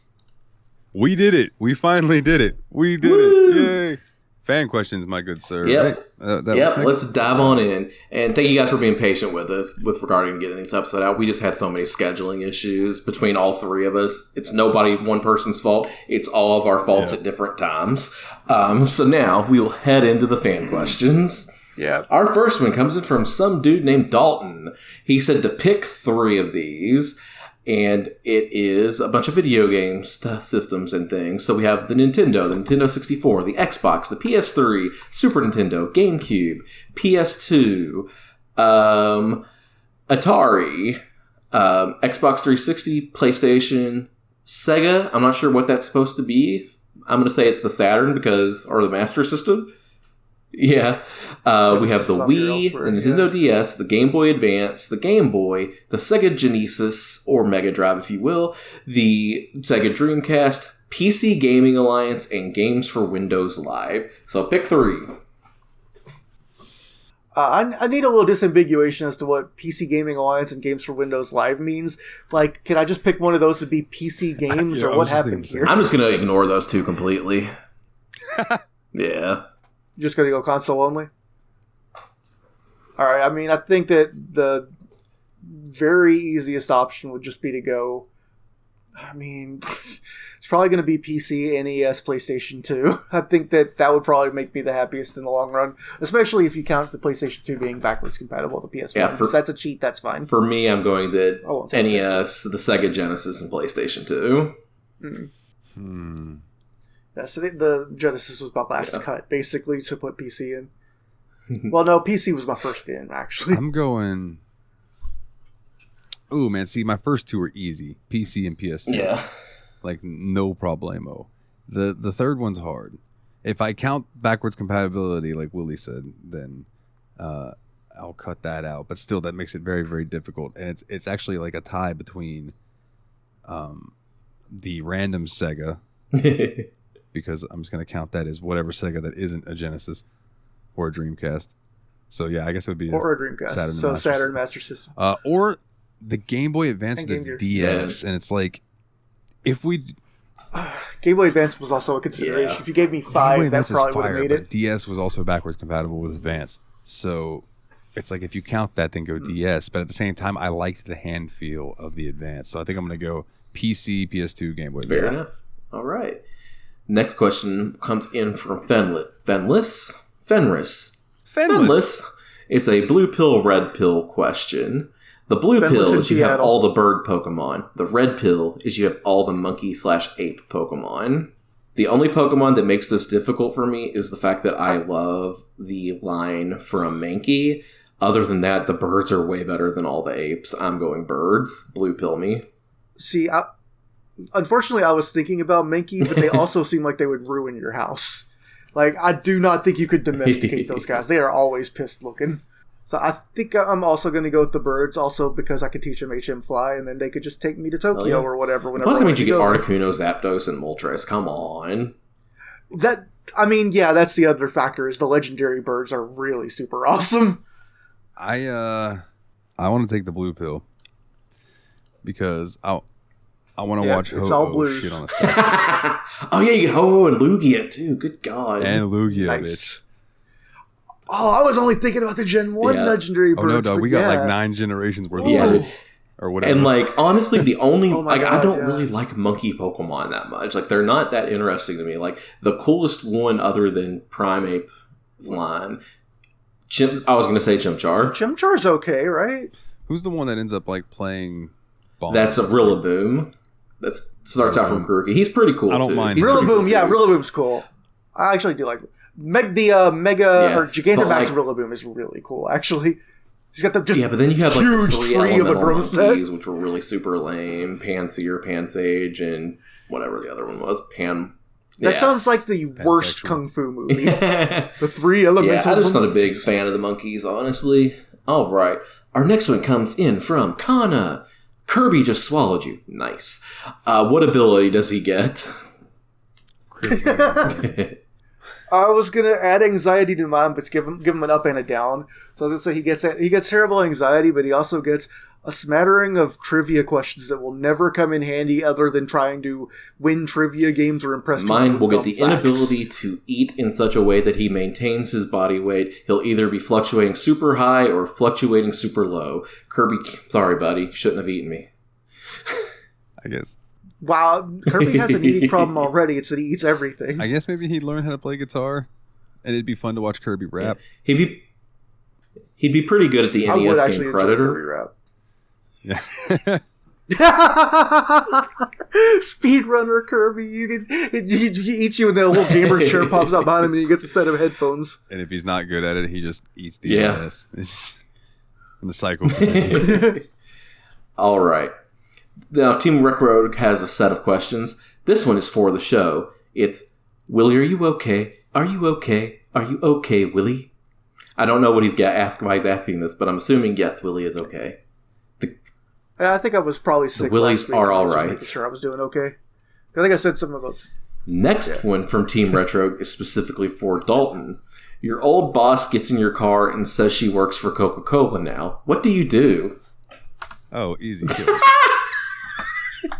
We go... No, for legal reasons, that's not what I would do.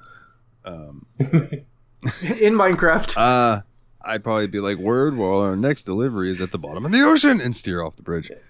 And the last question is for me from Team Retrogue. Nate, when you saw Eric from Dragon Quest XI for the first time, what was your immediate reaction, and why did it confuse you? I'm like, hey, what's this dude from Brooklyn doing in this medieval times? Yeah, that was my first thought about that motherfucker, too. Was like, oh, dude, what the fuck place are you from? He's just like, I love him. Eric is amazing, and I'm glad they gave him that accent for no good reason, because it just makes him as a character stick out that much more, even past the blue hair. The oddest part about him is the accent, and I love it. And the fact that he looks like a Toriyama character. I think so he's straight out of Dragon Ball. It's just like if Goku came up and was like, yo, Vegeta, the fuck's up, bro? It's like... Goku talks like Joey Wheeler from Yu-Gi-Oh!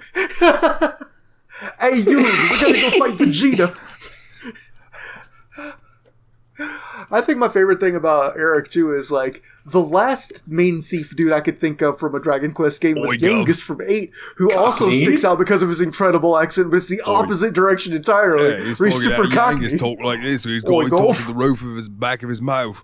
And he's like, oi, Gov, how you doing? He's trying to audition for, like, 1920s version of a Guy Ritchie movie. Good, man. Will you take us outside, bruv?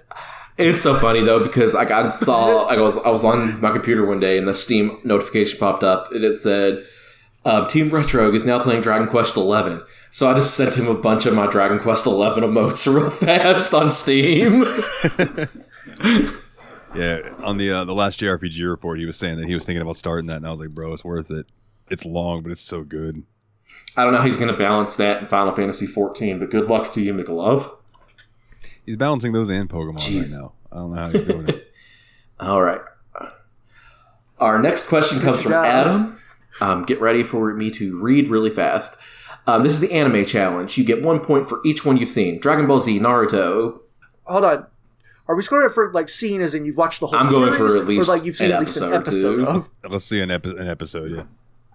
Yeah. Okay, because I was going to say, I only get, like, 4 points. Dragon Ball Z, Naruto, One Piece, Bleach, Hunter x Hunter, Yu Yu Hakusho, Fairy Tail, Death Note, Attack on Titan, Code Geass, Vinland Saga, Tokyo Ghoul, Dororo.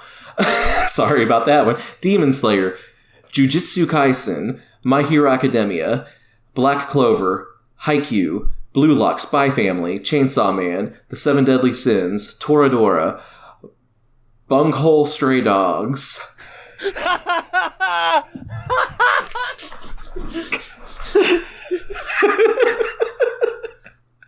killed Dalton.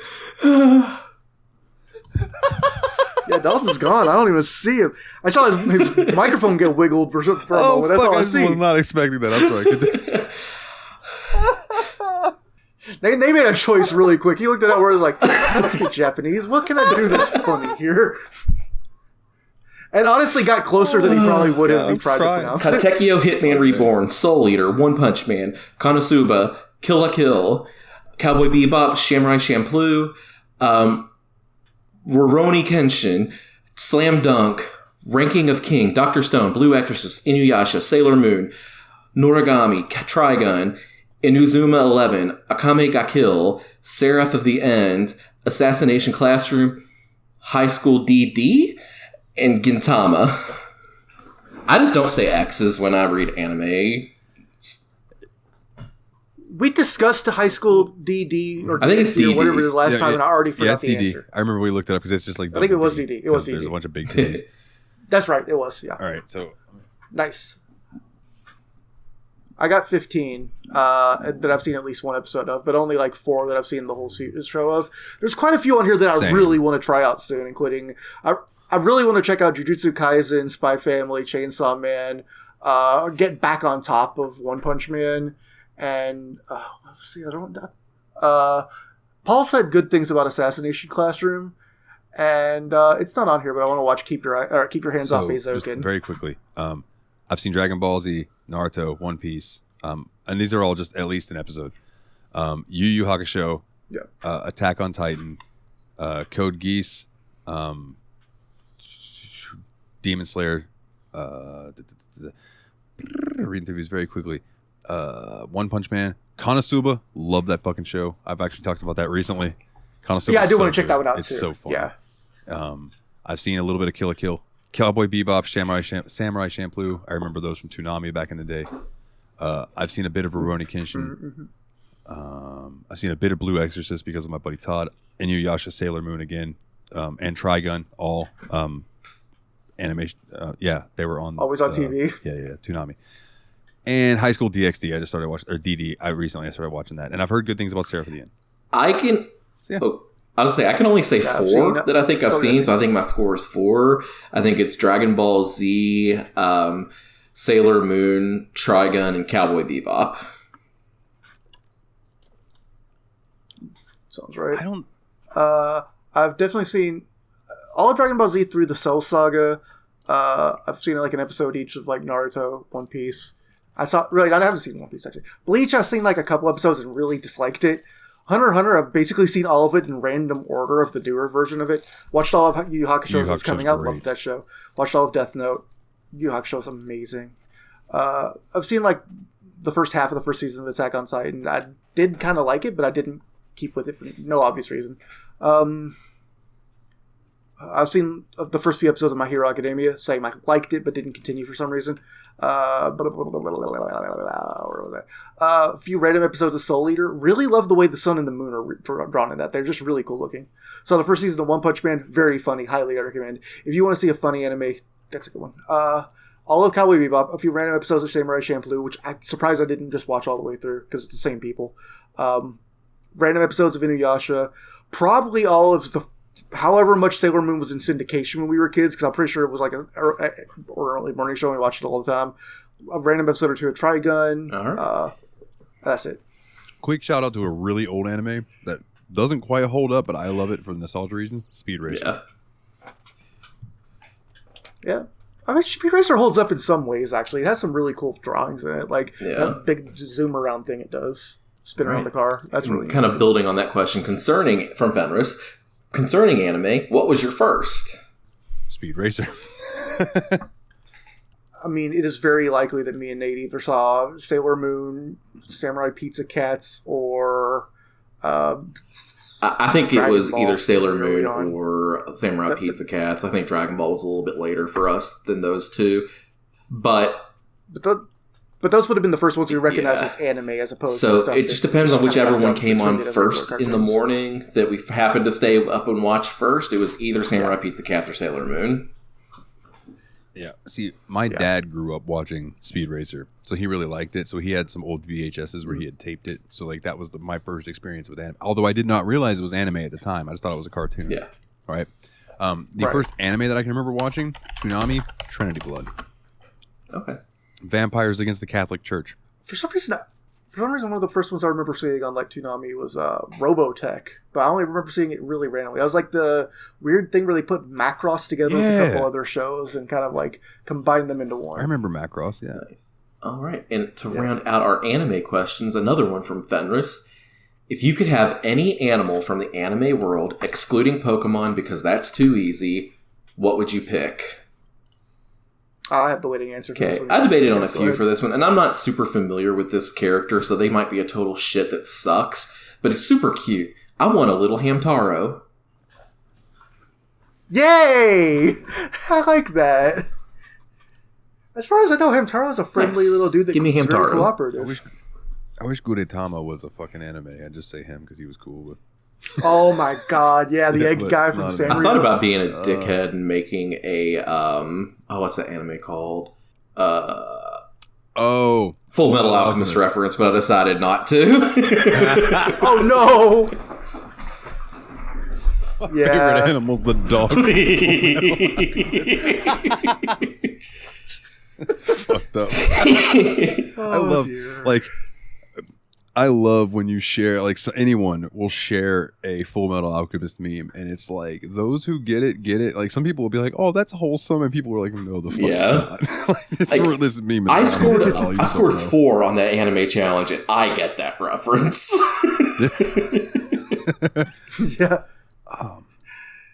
It's one of those ambient things you pick up by being around nerds enough, like JoJo's references. Or even if you haven't seen JoJo, you basically know what a stand and a JoJo's pose are. Yeah, I'm having a hard time. What are you doing? I'm having a hard time remembering the names of animals from anime that I've seen. Because the one that comes to my mind, I don't know if it counts because it's a humanoid animal, but Agaretsu. Okay, Yes, thank you. As Agaretsuko. The headbanging secretary from Sanrio. She had a cartoon, so I mean, I'm willing to count Sanrio type characters. They're more Yeah, they're because more I animal also than thought like about furries Luna. are. That's fair. From Sailor Moon and Hello Kitty. Luna also crossed my mind, but I think I'm going to go with Ryo Oki from Tenchi Muyo. 'Cause I'm pretty sure that thing could turn into a spaceship, and it's super cute. I'm sorry. But I realize clicked what on your this answer was? list. The fucking number 10, Alexander, Full Metal Alchemist. Oh boy. But yeah, my answer is, where is it? Akamaru from Naruto. What's It's that? Kiba's look that up. dog. And I just remember I really liked Kiba as a character. Oh, that is hella I cute. really liked Kiba as a character. Yeah. His dog was a bad motherfucker. So I'm going to go Akamaru. Also, never seen this anime, but also thought of Appa from Also- Avatar: The Last Airbender. I'll send a picture of Ryo Oki to the chat. If you don't remember my Okay. name, you'll definitely recognize a picture of him. Oh, yeah, that thing's super cute. Yeah, it's just super duper cute. Cabot. It's a cabot. Rabbit. That shouldn't be possible. All right. Well, that was a good one. I like that one, Fenris. Thank you. This next one comes from Dalton, and I'm going to avoid making a That was stupid fun. joke. Pick 3 of these. The rest never existed. We have John Cena. We have The Undertaker, Stone Cold Steve Austin, The Rock, Triple H, Randy Orton, Roman Reigns, HBK, and Brock Lesnar. Now I know who Nate's not. Yeah, you do. Nate's a big Brock Lesnar fan, actually. Lesnar. Brock Lesnar. Oh my god. Um, I wonder if he's ever punched him. it would hurt.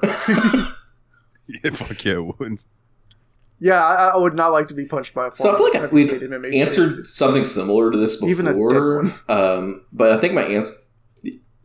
We had like a row-based one. I think we did like the opposite of this, where it was Okay. eliminate I think, three. Now it's I think you're right. I think the three. 3 that I'm going to keep on this is that top row. I think it's Cena, Taker, and That's pretty Austin. strong. Yeah, because like as much as The Rock was a good wrestler, I think we could have lived without him. I think Triple H is the one I'm saddest about leaving out of it, to be honest. HBK is obviously a legend too, but I was never that attached to him, especially not in a world where The Undertaker exists. Because I feel like they play a similar role in wrestling. And then the other 3 I couldn't really give a shit about. See, I have a much different. Well, not really, because I mean, Undertaker has to be there. Like, Undertaker's the must, right? But I'm almost want to go with that center row. I'm not, but like, Okay. I don't know. I feel like the most jettisonable are the kind of the bottom right corner, like Brock, Randy, and Shawn. I think I could lose those without even having to think about it. It's the rest that are actually I want to trouble. keep Triple H. Like, Triple H has to be on my list. He is one of my all-time favorites. In what he's doing behind the scenes these days, I really give him credit for, and how he kind of rose through the business and put in his dues. And he isn't a fucking senile 70-year-old man booking ridiculous shit. He books story. And I really fucking appreciate that. So Triple H stays. Undertaker stays. The third one's hard because Shawn Michaels is one of my favorites of all time. I think he is the greatest wrestler of all time. I hear that from people, and I don't understand it. Like, I think he's really good, and he has had one of my favorite moments of all time. But, like, there's a phrase in baseball. It's like, he's not Hall of Fame. He's Hall of Very Good. Fair enough. And I mean, and to each their own with their opinion. But I will say his retirement match against Ric Flair was an absolute all-time. And go back and WrestleMania watch his Hell in a for Cell sure. with Undertaker. Both of them. Just tremendous. Yeah, But like, absolutely, so sure. the other one that's hard for me is Orton. Because I heard somebody refer to Orton today as the Shawn Michaels I've heard of that this too. generation. And I really think that that's true. Because Orton, you put him in there with anyone and he has a good match. I sent y'all that clip of him tossing the Singh brothers, and when he throws the one dude and he lands on his head and Orton breaks character and makes that face. Like, I love that he does little shit like every now and then, like the camera, like New Day's coming out and they pan to Orton. He's over there doing a little jig to the New Day's music. Like Orton does his own thing now, but like when he needs to be that vicious, like need to kill you guy, like he can do that at the snap of a finger, and it's just RKO out of nowhere, baby. So like, and as much as I love The Rock, he was very charismatic. What the fuck was the People's Elbow? Yeah, it was garbage. You know what I'm saying? Like, I loved the Rock Bottom. Like, that was a cool move. But the People's Elbow, like, I get that started as a joke and then kind of became a thing. Roman is on an incredible run right now. Brock.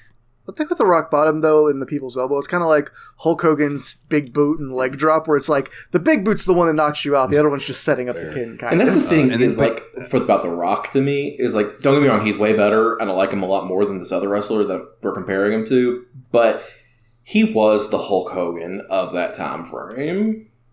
The big charismatic guy that wasn't necessarily technically the best in the ring, but had the stage presence and the talent on the mic. I feel like he's doing a bad job in the public eye lately, just with his whole, like, we need people to donate money to the hurricane relief, when him and Oprah were the ones delivering it and are literal billionaires. Like, I think he's, I don't know, and the way I feel like he approaches his film career, the way that and I honestly think it's more him than Vin Diesel in the Fast and the Furious movies. I just think The Rock's kind of a dick. I can get that. But then I can't leave out Cena. Because, like, they're calling Cena these days, like, Michael Cole started calling him the greatest of all time. So now they call him the greatest of all time, John Cena. And, like, he actively is like, don't call me that. I don't know why they call me that. He's like, I'm good. I have done well for myself. You know what I'm saying? But this run he's on right now, like, he just put over Solo Sikoa in Saudi Arabia after, like, going on this whole thing where, like, Cena has not won a televised match in over 2,000 and something days. Yeah. It's like he comes in these days to help put people over, and his movie career has been hilarious so far. He's doing the wrestling equivalent of his Make-A-Wish branding. That's the thing is, I like look at John Cena and I see a pretty good human being too. Is another reason why I have to pick him. And man, it's a coin flip between him and Orton, but because of the Make-A-Wish stuff, I'm going to give it to Cena. So I'm going to go Cena, Undertaker, and Hunter. That's fair. I can't get That's fair. I think mine's going to be the weirdest one then, because this wouldn't, if I were to build a wrestling organization, these wouldn't even be the people I would have picked to make it. Like, Orton, for instance, is one of those dudes where it's like, if he was a free agent and I ran a wrestling company, I would be trying to match whatever he asked for. But I wouldn't pick him on my list for this particular list. I think if I can only keep the contributions of three of them, I actually think I'm going to go Cena, Rock, Austin. I can get that, though. I mean, the thing about we're losing with Undertaker or Triple H is a lot more behind the scenes stuff than in ring. Not that either of them was bad in the ring, but like, I feel like Austin and The Rock defined a generation, whereas Cena defined his own generation of wrestling. Right.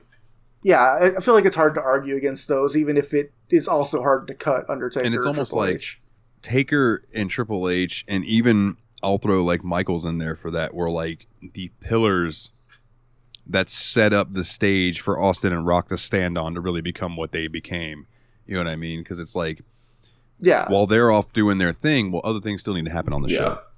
So that's where your Triple H DX stuff comes in. Your Undertaker, Mankind. And man, those mid-90s Raws were chaotic, and they needed that many bodies that could actually execute and be believable standing next to a Rocker and Austin. Yeah. Absolutely. I mean, I like Roman. I think compared to the guys I'm having trouble cutting him against, so he's a little incomplete. Like, I think he still needs a mouthpiece. He's fine in the ring. He's a very believable winner and champion. And the bloodline thing he's going on right now is phenomenal. I think he has a lot of physical charisma and can tell stories with his body. I still don't think of him as a talker yet. No, not really. And that really hurts compared to Cena, Austin, Rock. Hell, if Kurt Angle was on the list, if you replace Kurt Angle with Brock Lesnar on this image, I'm struggling a lot harder. Yeah. Brock's big and beefy, and I understand his contributions, but like at the same time, he's like, to me, he's like what Kurt Angle is, but 15 times worse. He's WWE Berg. Yeah. Yeah. But he can actually wrestle. That's the thing. I think I said that to you the other day. Like Brock Lesnar is what if Goldberg could actually wrestle. Yeah, you did.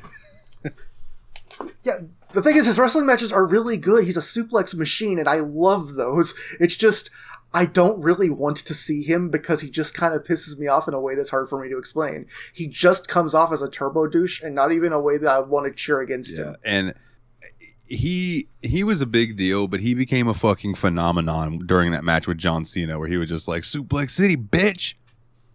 This became a whole thing. Yeah. That was amazing. That seriously, that match was awesome. Just he said it. Yeah, but imagine if he was wrestling somebody that could not sell as well as that was sold.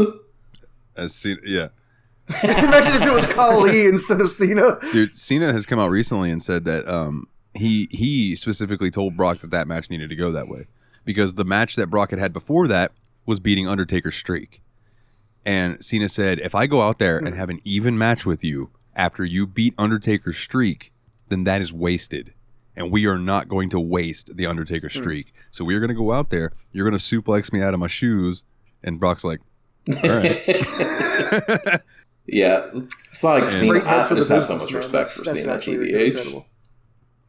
And that kind of forward thinking was not common in WWE booking at the time. Like, a lot of the reasons people were so interested in alternatives was because during Vince McMahon's booking, you just did not believe that they had a plan more than 1 month in Especially advance. when they were tearing up shows day of and shit. Like, yeah. Right. Yeah. Well, that was a good... So good for Triple H. I really didn't mean to throw him out. That's why I'm saying some nice things to him. His run, that was that NXT run, which was one of the best TV wrestling runs I've seen in a long time, that too. OG NXT, yeah, dude. Wild. Jeff, I know you love that wrestling talk. Yeah. All right. And our next question and last question for the week comes in from our good buddy from Down Under, Adam.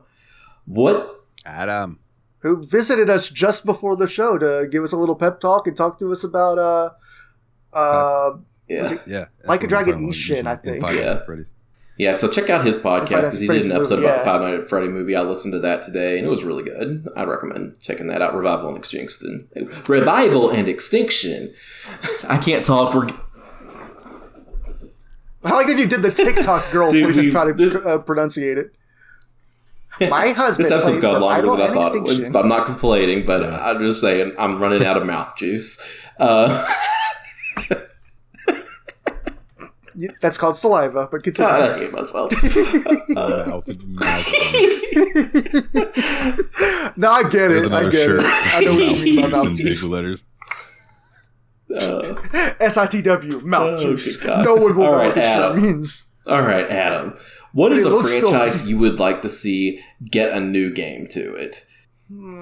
This one makes me sad because it became a dead chance very recently. Volition Studios closed not too long ago, meaning we will never, and we weren't going to anyway, but there was always the shadow of hope. We will never get Free Space 3. Yeah, that's a bummer. I would love a new Jak and Daxter game. I think that would be cool. Or like a... That feels like one of those franchises. And I feel like it's about time for it because Ratchet and Clank got theirs. I feel like it's time for Jak and Daxter to get theirs too. Yeah, at least give us like a really solid remake of the original and put it out for $40 on Steam. Yo, let the cats that did the Crash trilogy and Spyro especially trilogy since do that. Crash was Naughty Dog. Jak and Daxter was fucking Naughty Dog. So give it to Vicarious Visions and let them do it. Yeah, I remember that because at the beginning of Vicarious Visions presents a fantastic blast from the past. Yeah. Good shit. We need to do Spyro sometime too. I would love to. I have the Reignited trilogy. I'd love to dive into that. I've actually played through the entire first game already, 100%ed it. I'm not surprised. All right, and that leaves my choice, which this game, the series, I like the series a lot. And one of the best platforming video games I ever played came from the series. It was released on August 20th, 2013, and they have not had another game in the series that didn't involve those goddamn rabbits since then. We need a new straight-up Rayman game. Ubisoft ain't going nowhere. Give me my Rayman. They could put out Assassin's Creed games like EA puts out Maddens. Come on, guys. Quickly, speaking of Rayman, have you seen that there's apparently some Netflix show that is about video game characters or something and has Rayman in it, and he's a raging cocaine addict? No. Dude, let me Google this really quickly. But like seriously, Rayman Legends is like a top 3 platforming video game of all time. Like, Rayman Legends is incredible. Like, the fact that came out in 2013 is insane to me. And there hasn't been a new Rayman game that wasn't a Rabbids game since then. Speaking of Ubisoft, shout out to Brawlhalla for getting a crossover with SpongeBob. That's a weird one. Yeah, so this is just a quick dissertation from this thing. It says, after watching episode 3 of Captain Laserhawk, a Blood Dragon remix, and seeing a coked-up, half-naked Rayman eating sushi off a fully nude cow woman, by the way, scream at his television, I started to wonder how Ubisoft felt about this whole thing. Minutes earlier, Rayman had just called a superhero a fucking red prick on his nightly news show and spent a part of the episode swigging from a quart of whiskey in his tidy whities. What is this? And he's apparently a fascist. I'm looking at a list of the characters from the show, and it includes fucking Sam Fisher from Splinter Cell, Kenny Omega and Cody Rhodes as themselves. What is this program? I just remember seeing a thing about it made Rayman. Here, this is the image I saw on Facebook. I'm gonna go throw this in out of context as well. What the hell, man? Yeah, that is wild. Yeah, apparently it just made him a fucking raging cokehead. That's crazy. Wouldn't it be awesome if his nose popped off like his other limbs when he did that? But yeah, I agree though. Like, although now I'm wondering, like, what kind of, would it be a mature game, where it's like, in order to get certain powers, you got to like snort some wine? I'm also hella interested.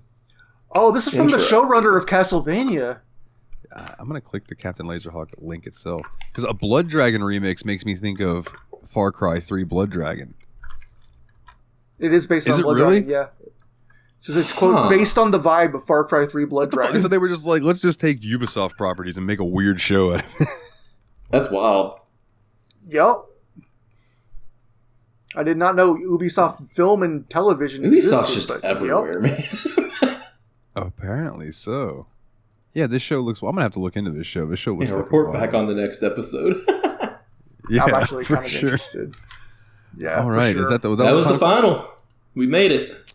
All right. Well, thank you all very much for that. That just leaves us with the main character of this show is named Dolph Laserhawk. That is the most Blood Dragon-y shit possible. Like Dolph Ziggler, move out of the way. No, when he signs the AEW, he's coming out as Dolph Laserhawk. You're now the third place Dolph.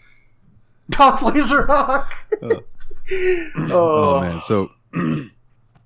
If my throat will behave. Oh, behave. Scroll down. If you would please do us a favor and go leave us a 5-star review on iTunes. Tell us what you think of the show. And leave us a thumbs up or however the rating is over there on Spotify. It would do a wonder for us in the algorithm. If you want to join the Discord, that's where all the cool shit happens. And you can vote on all of our little polls that we do for fan-picked games. That is bit.ly/TSMP Discord, all capital letters. Are we going to tell them what the next game is? Oh, shit. No, we're not, Nate. What are you talking about? Yes, please. I spaced. So yeah, the show's canceled. This is the last episode. We keep going to get together. Yeah, before I go through with more, I'll go back and plug the Discord again. By all means. What is the next game? Because it is your choice. Yeah, I was like sitting here. It's like, wait, he's wrapping up, and we haven't said what the next game is yet. I was sitting here like, is it that? Yeah, fair enough, brother. All right. So, was my choice, and I did a little digging into it and tried to figure out when the last time we played a game in this series was. And lo and behold, it was right after the short games episode from last year. I cannot believe it's been an entire year since we dived into this series, but I'm ready to be there. So, Yeah, we are going to be playing Christmas, huh? Yakuza Kiwami 2. Yeah, Kiryu-chan! I'm stoked. I'm so stoked that this one takes place at Christmas, too. I don't know how many of them do, but Zero, it feels like it's been all of them. Kiwami 1 and Kiwami 2 have all had Christmas music again. Spoiler alert, I've already started on Kiwami 2. I have... Spoiler alert, we've all have at least 4 hours in it. And I am now...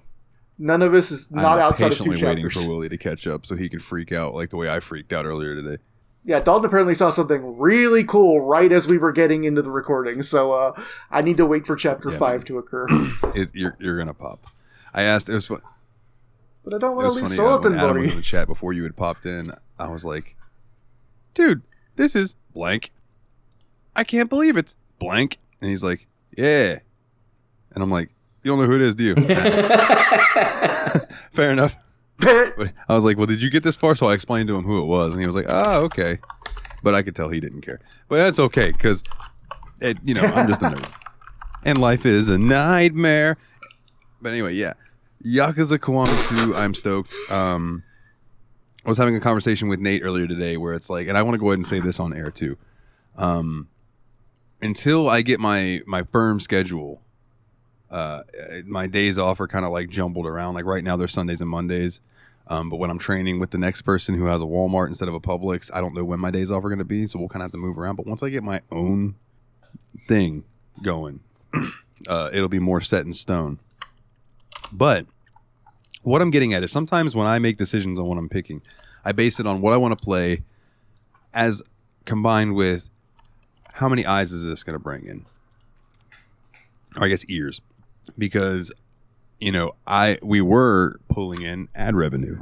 And I'm not going to lie, like the $10 extra here and there did help out, But since Anchor was bought by Spotify and Spotify has changed that shit, we no longer qualify for it, so I no longer give a flying fuck. If more people find the show, that's awesome. But I want this to be the best show possible for you guys who come every single fucking episode, not just people who just pop in and might stick around. Like if y'all stick around, that's cool. Welcome. We hope you come join the Discord and have fun. But I just want to start playing things more now that I want to play. That are, I don't care if people are excited about it or not. No offense to the listeners, but it's at a certain point, it's just gonna make things smoother. So if there's for instance, a year, not saying that this is going to happen, but if there's a year where we played through all the Yakuza games and we just knocked out all of them, and then maybe some Trails games, and then threw in some Final Fantasies, or whatever the fuck, whatever we want to do, let's just fucking do it and not worry about it. Yeah, absolutely. I'm 100% down with that. If we're not getting the ad revenue, then screw it. I want to play what I want to play, and I think you boys pretty much feel the same way. And I have genuinely only based my considerations on 3 things. 1, do I want to play it? 2, do I want to show it to you guys? And 3, how many hours do I think this will take out of our weeks compared to how much I have made choices. I feel like that I were hoping would bring in more listeners versus the games that I had really wanted to play in the past. If that had been the case, Yakuza Kiwami 2 would have been done a long time ago. So yeah, I'm all the way down with just making this more what we want to do, because I think that's when we operate our best anyway. Yeah, I would agree. So yeah, let me scroll back up to where I was at. There we go. All right. So yes, if you would like, join the Discord, bit.ly/TSMP Discord, all capital letters. Come pop in, come hang out with us. So, I was just thinking, that's Dalton's way of saying it. So we're probably going to play Duke Nukem Forever, but we're never going to play Elden Ring, sorry. Hey, I might make a play Elden Ring sometime, because I've thought about it's actually a fun game. I've thought about it a few times. It's been number 5 on the list of things I wanted to do almost every week. But I'm just saying, I might not jump at like how we did Starfield. You know what I mean? Because that just I think that was deliver. The timing was just unfortunate too, because we played it while the iron was hot, but that also meant the bugs were hot as well, so I didn't even really get to play it. Fair. You want to check out the website for the show that is up to date because of Dane. Thank you, Dane. It is bit.ly/The Steam Machine Podcast. Just capitalize it phonetically, and it'll get you there. If you want to join the Patreon, which helps me keep the lights on and is helpful gas money for work at the moment, patreon.com/The Steam Machine Podcast. If you donate $10 or more, you can get your name read each and every single episode like these wonderful people. Nate Sir Cogsworth, the 7th of June-iper, Jeff, the original Expendable, Mr. Syllables, old Jeffy Lube himself, Ariesoradam, shout out to his podcast, Revival and Extinction, James the Steam Machine, Hall, Monitor Hall, Team Retrogue, go check him out on YouTube, and the JRPG Report, Mr. Puzzles, Dane himself, and Chad the Mad Lad. No goddamn seeing his last name, Shaffer. Shout out to Yab's Pod, yet another BS podcast, which is currently on a hiatus apparently because we just haven't recorded one in like a month and a half. Shout out to JRPG Report, the show that me and Mikolov, aka Team Retrogue, get out there with the latest and the greatest of JRPG of news. And if you want to get a shirt, tsmpproductions.threadless.com. Be cool like Kana. Get a shirt. I have some music available if you would like that too. nowthenightmare.bandcamp.com. Go check it out. My TikTok's been popping off, man. One of my verses from Precious Trove is over, the one I wrote about Brandy, is over 10,000 views. And then on my other account, December Nights is over 10,000 views. Crazy. So I'm like, that's what's up. If those could just keep going and somebody be interested enough to pay me money for it, that'd be sweet. Because I haven't made any sales since I've started putting shit up on TikTok. Oh, man. So, just quickly before we get out of here, I'm sitting on Brandy's back porch the other day, and I'm telling her, I'm like, I get a lot of shit talked to me from people from the rap side of TikTok. Like, there are people who either like the stuff that I do or they morbidly hate it, and they want to let me know, right? I hadn't really got any of that on my goth stuff. And I said that to her, and I fucking jinxed it, because the next day, I got somebody that commented, and they were like, why am I getting weird creator shit in my FYP today? And somebody, I said, that's usually just based on your algorithm, so it's probably just things that you're liking. Like, I'm just like making a conversation with the dude, because I'm like, I don't think he's being mean. He's probably just like, I don't dig your shit. Why is it showing up? Then this other guy commented who looked like Father Time. And I went and looked at his TikToks, and the two that he had posted that had 10 views of him, yeah, he is Father Time. He commented on there, he's like, I don't know, man, maybe our free for your pages today just suck. And I wrote back, I'm like, maybe it's you. With like a shruggy emoji. And he writes back, he's like, nah, man, you fucking suck. And I just wrote back, like, actually, I take that back. I didn't write it back. I think I just deleted it off of there. But I was like, I was so ready to be like, give it a month, you'll never have to hear anything again. Like,